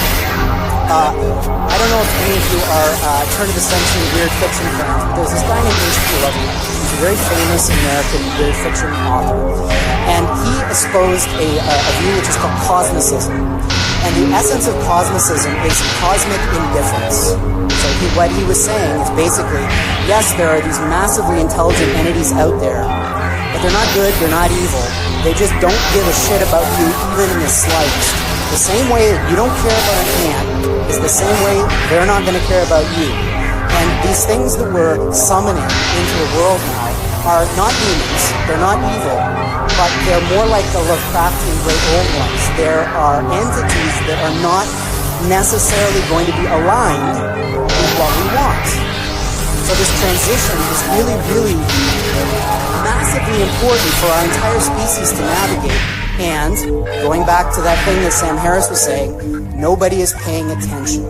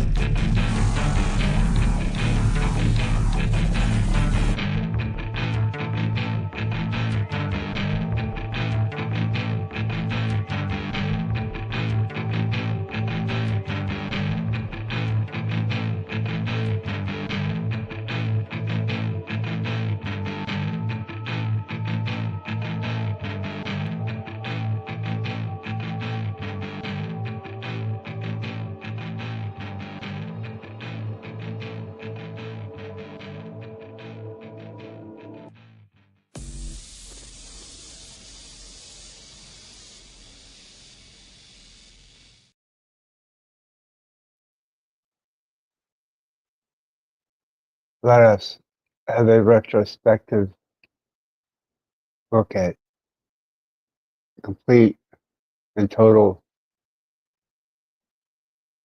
absurdity. Coming into his lives when he be on live.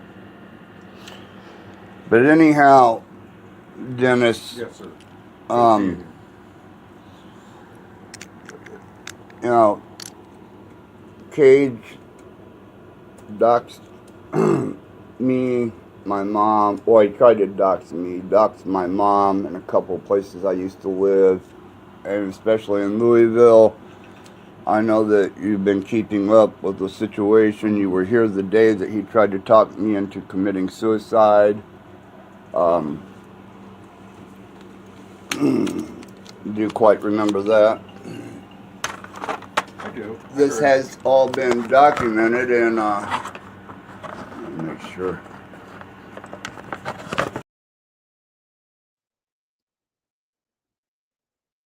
That is your moral right.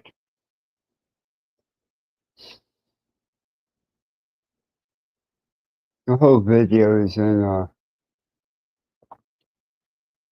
video section.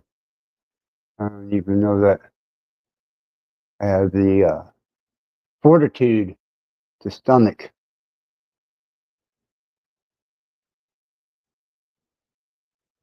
such an endeavor. But I am pretty fucking deranged, I suppose.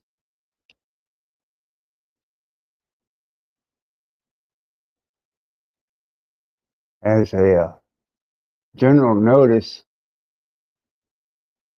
to all Christians, you are welcomed to go to Canada as long as you are legally able, and you may morally fiber those Twinkies so that they do not leak unidentified pastry filling out of their pastry holes. They need moral fiber. And I believe that it's a fundamental Christian right of the United States and the responsibility and duty to go distribute as much moral fiber to those poor Twinkies in Canada as you possibly can. Believe me when I say they truly, truly need you in Canada. So please.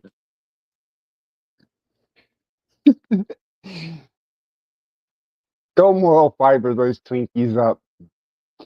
Thus, they leak more unidentified pastry filling out of their pastry holes. For fuck's sake. Have a little sympathy for the devil.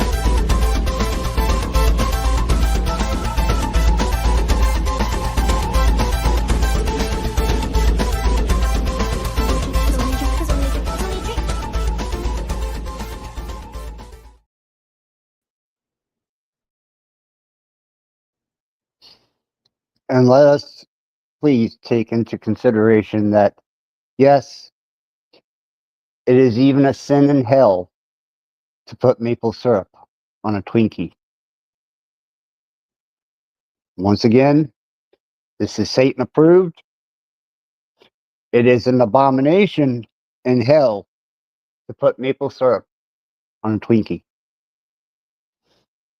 Thus you find yourself in the bowels of hell with a bunch of Twinkies. For your safety and perseverance, pray there is no maple syrup.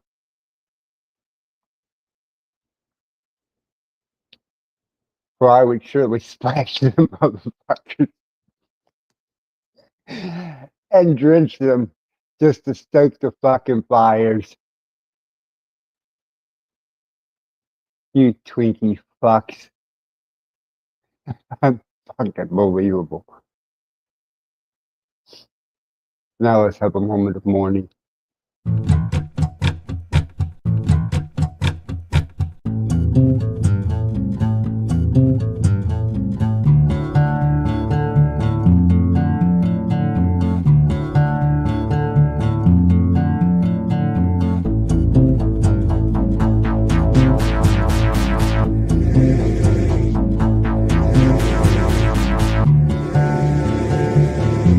Hello, God. It's me again.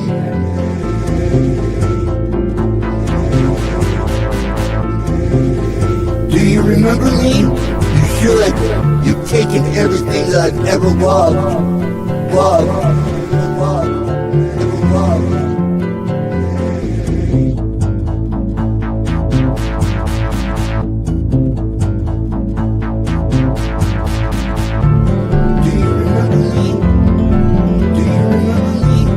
Taken everything that I've ever loved. You've taken everything that I've ever loved.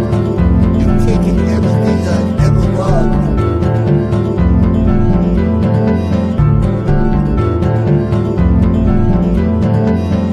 Hello, God. Do you remember me?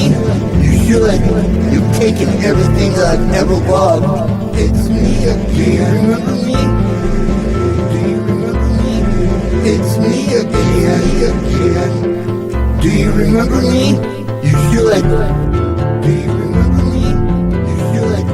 Do you remember me? Do you remember me? Love.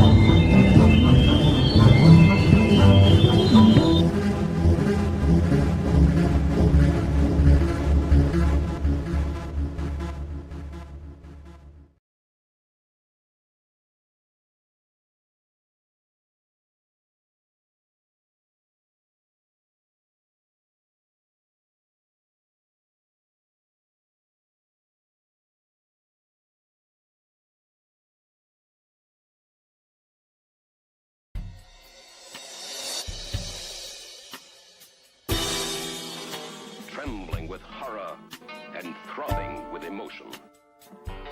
Trembling with horror. Trembling with horror. Trembling with horror. Trembling with horror. Welcome to hell. All of my most sensitive areas were inflamed. My extremities pulsating with tingling sensation. Welcome to hell. Have we seen the actual reality of a monstrous crime? Or merely an illusion, the product of a tortured brain?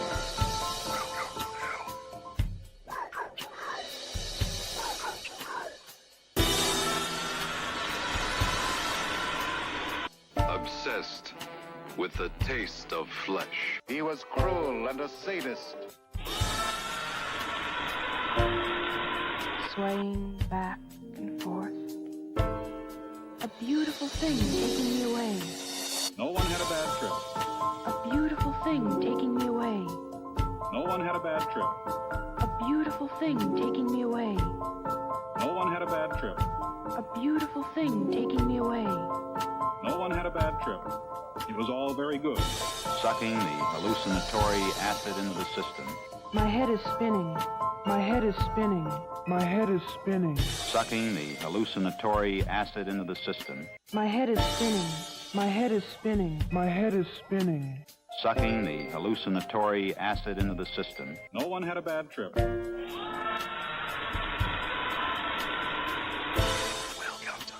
The mind of man rests on a delicate balance between reality, the world of light, and the other, darker world below the threshold of consciousness. Welcome to hell.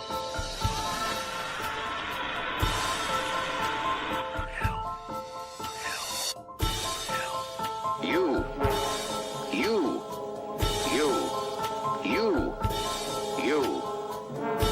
Do you know that?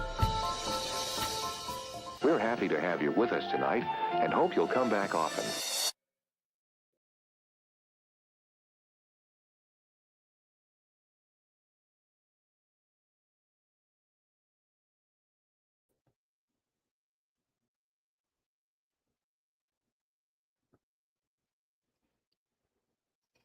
And do remember, fuck you very much.